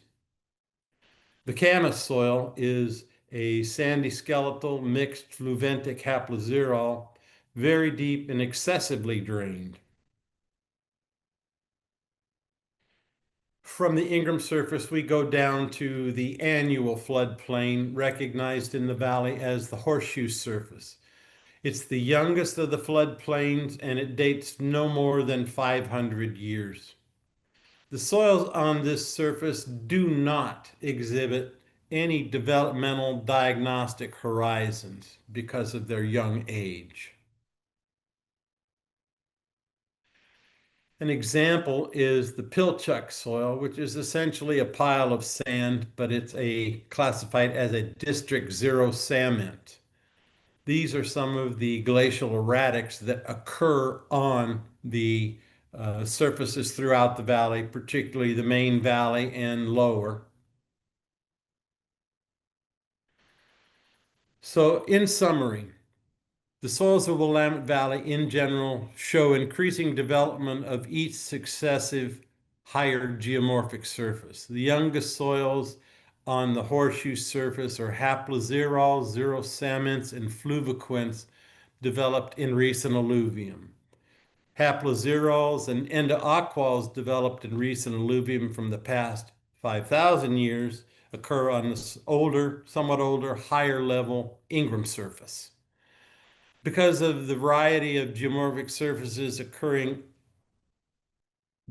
features occurring on the Winkle surface, a wide selection of soils has developed, such as RG-zerols, RG-aquals, RG-aqualfs, albiqualfs, haplozerols, humiqueps, haplosaprus, and melanozerans.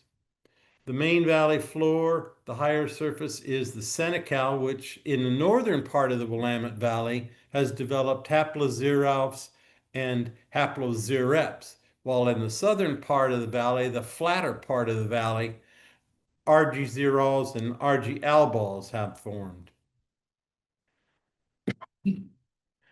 The Calapooya surface is essentially the majority of the main valley floor, especially in the southern valley, and it's developed albiqualfs, endoaqualfs, and RG-albals.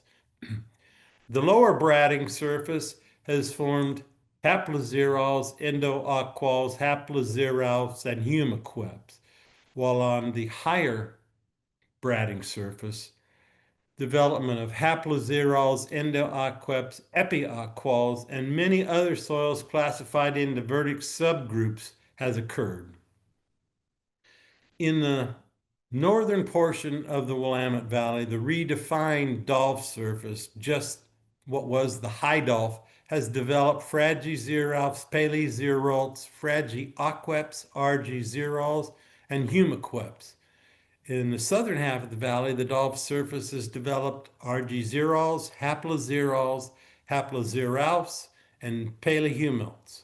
Finally, on the Eola surface in the northern valley, soil formation has developed Fragizereps, haplozeralfs, palehumilts, and palezeralfs, while in the southern valley, palehumilts and haplehumilts have formed to complete the developmental sequence throughout the Willamette Valley of young soils with very little soil maturity on youthful landscapes, progressively developing their genesis and morphology through the step sequence of surfaces in the valley to the very old weathered soils on ancient landscapes present at the dawn of the earliest humans and into the beginning of the last ice age. Thank you. Hello, soil enthusiasts. Thank you for being here. My name is Dean Moberg, and this talk is on soils and land use in Oregon. A little bit about me. My resume includes long time ago work on farms in California, Illinois, and upstate New York. I've got degrees from UC Davis, Cornell University, and Oregon Health and Sciences University. Most of my professional career was as a soil conservationist for NRCS in Michigan, Wisconsin, and Oregon. I retired from NRCS in 2020 and was elected to the board of the Tualatin Soil and Water Conservation District. And at that time, I started Gash Gold Vermilion, a small consulting company. Gash Gold Vermilion is taken from a 19th century poem by Gerard Manley Hopkins describing a farm soil being plowed. Recently, I started serving on the Natural and Working Lands Advisory Committee for the Oregon Climate Action Commission. This photo shows me being photobombed by a green sea turtle about 50 feet down in the Caribbean. My talk has three parts: notable aspects of Oregon land use, especially as it relates to soils, the Oregon Land Use Act and related laws and their evolution, again focusing on how the laws relate to soils, and a few brief examples of current events pertaining to land use in Oregon. Let's get started with part one, notable soil-related aspects of Oregon land use. Oregon land ownership is approximately 52% federal. So in other words, over half of Oregon land is owned by the federal government. It's about 40% private, and the rest is tribal, state, and local land. Federal rangeland is managed by the Bureau of Land Management, or BLM, and much of the federal forest is managed by the U.S. Forest Service. But parts of Western Oregon have an interesting checkerboard ownership of land that is mostly in forest and mostly managed by the BLM. Let's zoom in on the red rectangle for the next slide. Each square in this image is a section. Brown areas are federal lands managed by the Bureau of Land Management, while the green and pink lands in this area are privately owned. These BLM lands are often called ONC lands and date back to the 1860s when the federal government granted about 15,000 square kilometers to the Oregon and California, thus ONC, Railroad. This was done as a development incentive. The federal grant included odd-numbered sections of public domain within 20 miles on each side of a proposed railroad. Now, the ONC company was supposed to sell the land to qualified settlers, but by 1916, there were still almost 10,000 square kilometers that were left unsold. Congress then reclaimed the unsold land, which is mostly forest, and it is now mostly managed by the Bureau of Land Management and, to a lesser degree, the U.S. Forest Service. Forest and rangeland land uses dominate Oregon. These data are in this chart are based on 2011 imagery and are the most recent USGS, U.S. Geological Service data available. NRCS's National Resource Inventory, NRI, also provides land use data for non-federal rural land, but the USGS data are used here because they represent the entire state, including rural and urban, and federal and non-federal. In Oregon, agricultural soil productivity is strongly related to ownership. For example, the federal, state, and tribal land is mostly land capability classes 6 through 8 and is used for forest and rangeland, whereas almost all of the capability class 1 through 3, crop, pasture, and developed land is privately owned. Of course, management intensity is also related to land use, so soil disturbance by humans via agriculture and urban development generally is greater on private land. Forest soil productivity is related to private ownership dynamics. The large private forest land holdings are shown in red on this map and are generally located on the most productive forest soils. Large private forest land is defined as ownerships of 5,000 acres or more, which may be owned by individuals, lumber companies, real estate investment trusts, also known as REITs, R-E-I-T-S, or Timber Investment Management Organization, also known as TIMOS, T-I-M-O-S. The purple circle shows land in the Oregon Coast Range that is mostly in large private ownership. The purple circle includes soils like APT, that's A-P-T, silty clay loam, which is an ultisol for which the Soil Survey reports a site index of 135. This site index for this soil predicts that Douglas fir typically achieves a height of around 135 feet in 50 years. Compare this to the green circle with soils like Tamara Syrup Creek Complex, which are andisols, and which the Soil Survey reports a site index of 58 for Douglas fir, less than half of the apt soil in the purple circle. Forest land ownership in the green circle is predominantly small private landholdings. Now, here's a little note about Soil Survey data. Published forest site indices are, at least in Western Oregon, often based on old data. The site index of 135 for the apt soil found in the purple circle is from a study by J.E. King in 1966 based on trees that grew for decades before his research. Presumably, some of these trees started growing in the 19th century.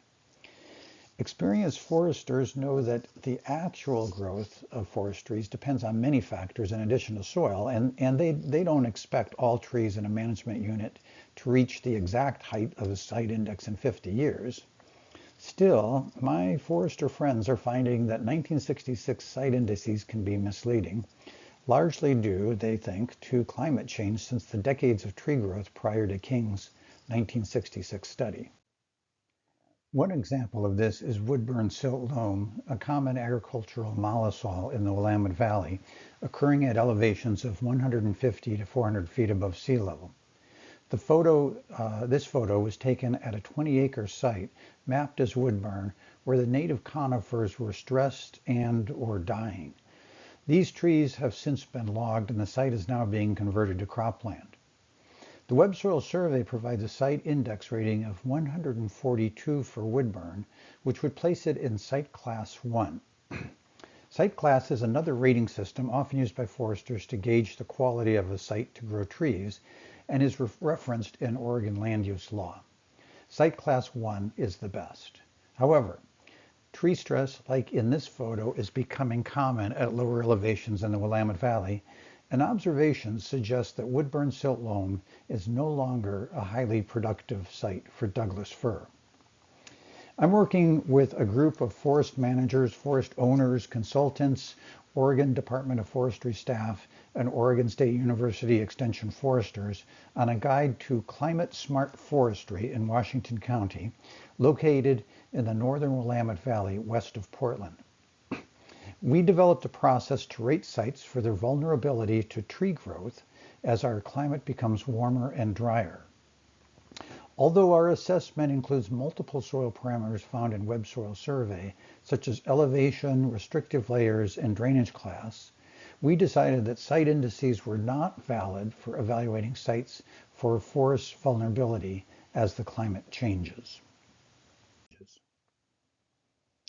This chart of Web Soil Survey site indices versus elevation illustrates that low elevation soils like Woodburn, where heat stress is common, often have high site index ratings provided in the Web Soil Survey. A paper by Gregory Latta et al., published in Forest Ecology and Management in 2010, supports the conclusion that old site index ratings may be inaccurate. On the other side of this coin, though, is that as the climate warms, it is possible that higher elevation soils may have improved growth for certain species that are now currently limited by low temperatures. Let's move on to land use law, though, part 2, the Oregon Land Use Act and related laws. In 1961, the Oregon legislature enabled counties to develop exclusive farm use, also known as EFU, zoning. Land zoned as EFU was initially restricted to farming plus a few exceptions like rural schools, parks, and utilities. Property taxes are much lower for farms in EFU zones. Assessed value depends to a great extent on land capability class, as shown on this 1990 appraisal, with Class 1 irrigated land assessed at $592 per acre, Class 3 land assessed at $346, and Class 7 land assessed at only $8 per acre. The intent of this EFU zoning law was to encourage landowners to keep agricultural soils in productive farm use. But the 1961 legislation did not require counties to adopt EFU zoning, so they weren't required to adopt that zoning, and the legislation set few criteria for how those EFU zones would be established. So, in 1963, the Oregon legislature tried again. They passed Senate Bill 10, which did require cities and counties to implement comprehensive zoning to achieve 7 goals, including the conservation of prime farmland. This bill, too, however, proved ineffective because it had unclear standards and a lack of funding to support state involvement. In other words, they passed the law, but they didn't fund state staff to adequately administer it. Then, in 1973, Governor Tom McCall, pictured here, gave a speech. And let's hear it in the governor's own words, one little outtake from that speech. But there is a shameless threat in our environment and in the whole quality of our life, and that is the unfettered despoiling of our land. Sagebrush subdivisions, coastal condominium, and the ravenous rampage of suburbia here in the Willamette Valley all threaten to mark Oregon's status as the environmental model of this nation. That iconic phrase of sagebrush subdivisions, coastal condominia, and the ravenous rampages of suburbia is still commonly quoted to this day. Well, the legislature passed and McCall signed Senate Bill 100, the Oregon Land Use Act. The act was popular, but it was not unanimously popular. There were 58 of 90 state senators voting in favor of the bill. Most of the favorable votes were from senators who represented Willamette Valley districts, where highly productive cropland soils are located and where much of the strongest development pressures existed. Much of the credit for the act's passage goes to Senator Hector McPherson, who sponsored the bill. McPherson was a dairy farmer who was convinced of the need to fend off suburbanization in the Willamette Valley. The Oregon Land Use Act was one of the country's most restrictive land use laws at the time, and it generated nationwide interest, including a series of New York Times editorials. The act required all Oregon counties and cities to implement comprehensive plans consistent with the act. It also created a new state agency, the Department of Land Conservation and Development, and the Oregon Land Conservation and Development Commission. Under the auspices of the Act, the Commission approved 19 statewide planning goals, including procedural goals such as Goal 1, which requires public involvement in land use planning. The Land Use Act amended Oregon Revised Statute 215, but Oregon Statutes 195 and 197 also relate to land use planning. Farm and forest lands are protected under Goals 3 and 4, respectively, of the Oregon Land Use Act. For example, Goal 3 restricts development on agricultural land, which it defines in Western Oregon as land capability class 1 through 4 soils, and in Eastern Oregon as class 1 through 6 soils. These definitions are purposely broader than just protecting prime farmland because there are many valuable Oregon crops, such as wine grapes, that do well on soils that are not prime. An example of this is the Jory series shown here, which is an ultisol that has many map units that are not prime, but which are prized for wine grapes. Jory is also Oregon state soil. The Land Use Act also resulted in prohibiting any further subdivision of cropland and forest into parcels less than 80 acres and rangeland into parcels less than 160 acres. But regardless of soil type, land within urban growth boundaries is not considered agricultural and thus is available for urban development. I'm going to talk about urban growth boundaries in just a second. We've already discussed tax rates for EFU land. Forest land zoning is similar to that, and counties may zone parcels of at least 2 acres as forest land, which, like EFU zoning, provides a significant property tax savings. In Western Oregon, the tax rate for designated forest land varies by site class, which is related to the site indices discussed previously. Generally, site indices above 135 for Douglas fir are considered site class 1, while indices below 75 are site class 5. Thus, soil map unit data are an important part of determining tax rates for forest land in Western Oregon. Forest land taxes in Eastern Oregon are not affected by site class. But land zoned as forest land must be stocked with commercial forest species according to Oregon Department of Forestry standards. This can create a problem for owners who want to, for example, restore oak savanna habitat. County assessors may not see oak as a commercial species, and so they might be reluctant to zone oak habitat as forest land. Oregon counties may elect to participate in a relatively new habitat program, which provides significant savings on property taxes. Not all Oregon counties have elected to participate in this program, though.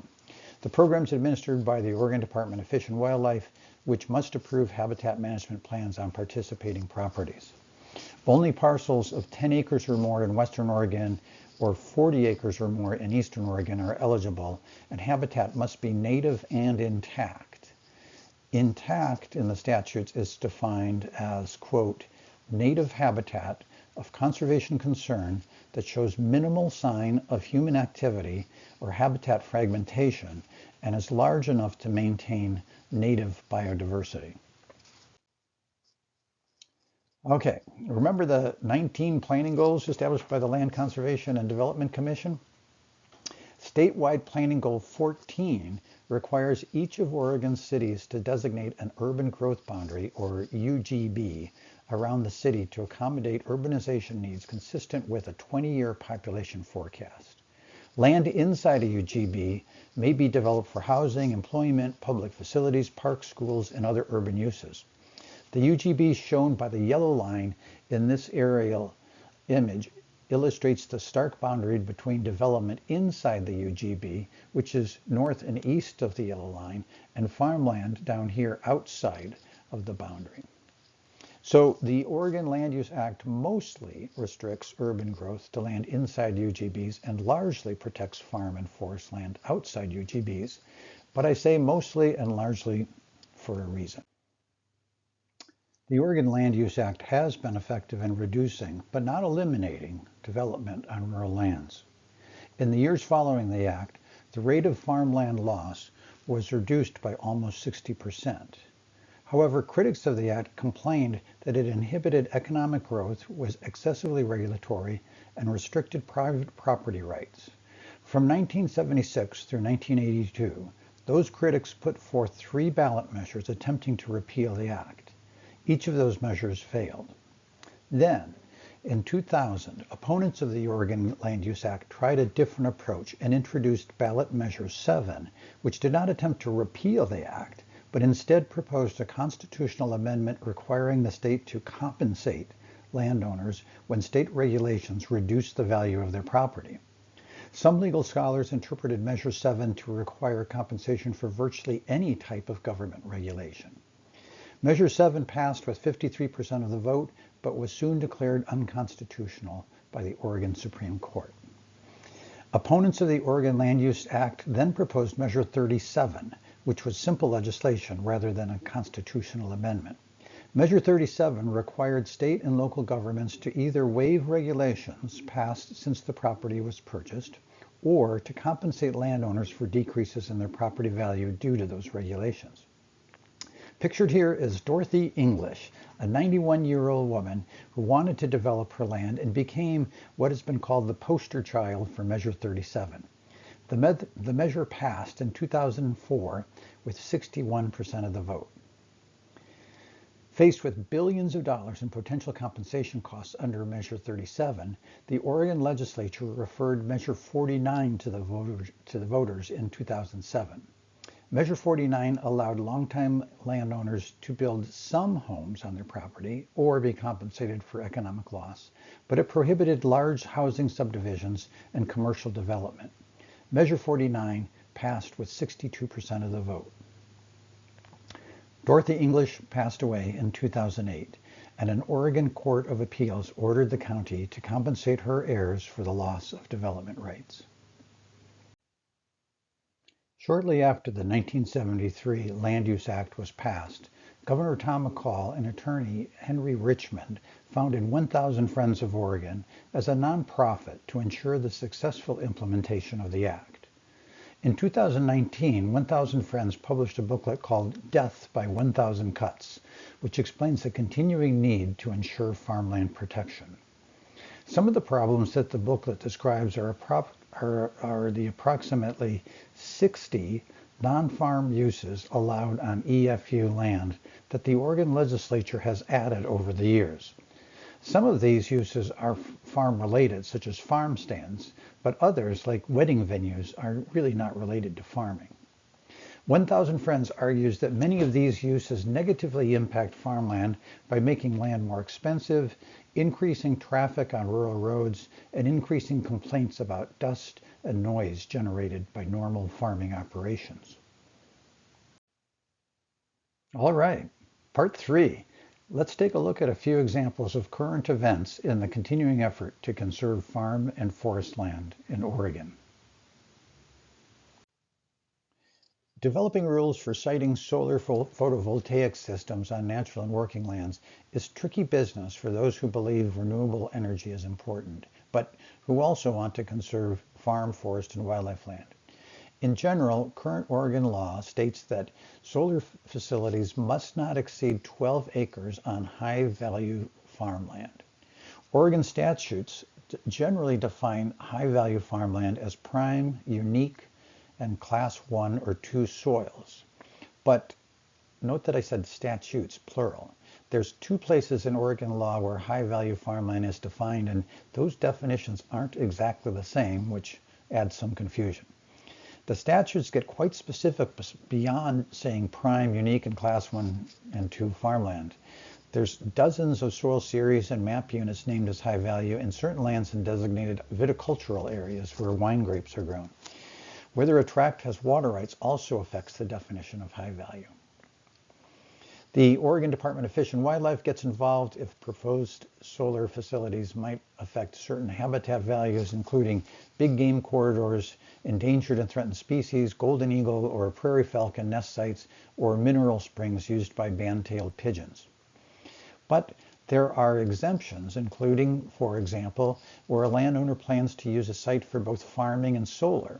This is so-called dual use, which might involve grazing livestock amongst the solar cells, but also could involve cropping. Oregon State University has some ongoing trials of cropping between solar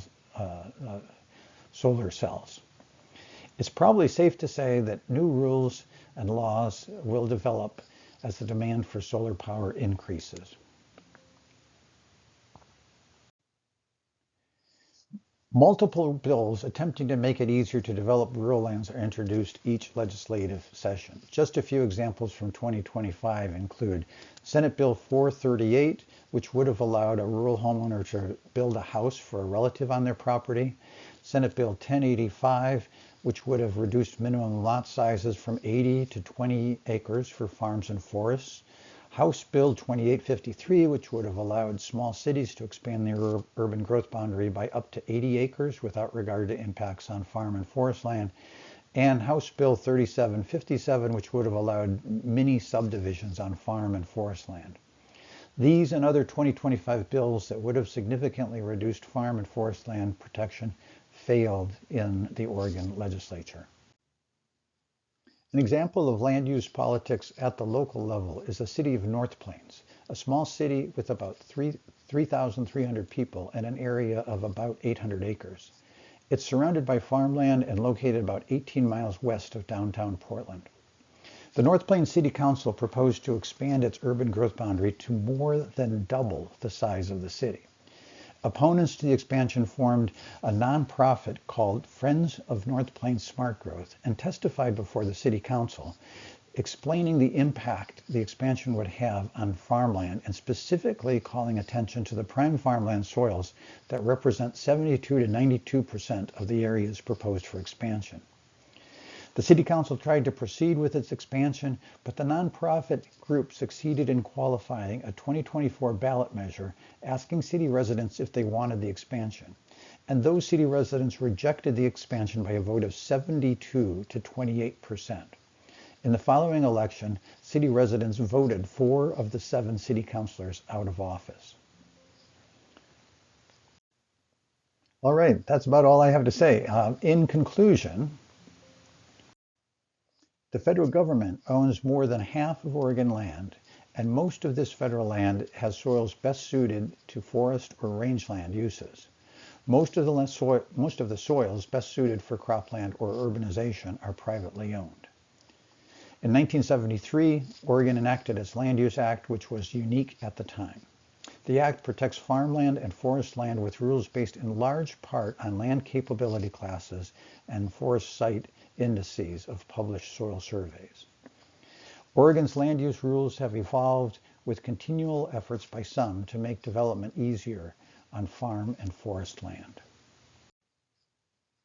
So this QR code here is a link to my website. There will be a few different presentations that I've made there, but it'll be very clear. One of the PDFs on that website is it will show a list of the references that I've used in this presentation today. And also at the website, there's a way to contact me. Thank you for being here today. Thanks for listening, and I hope you enjoy your virtual stay in the state of Oregon.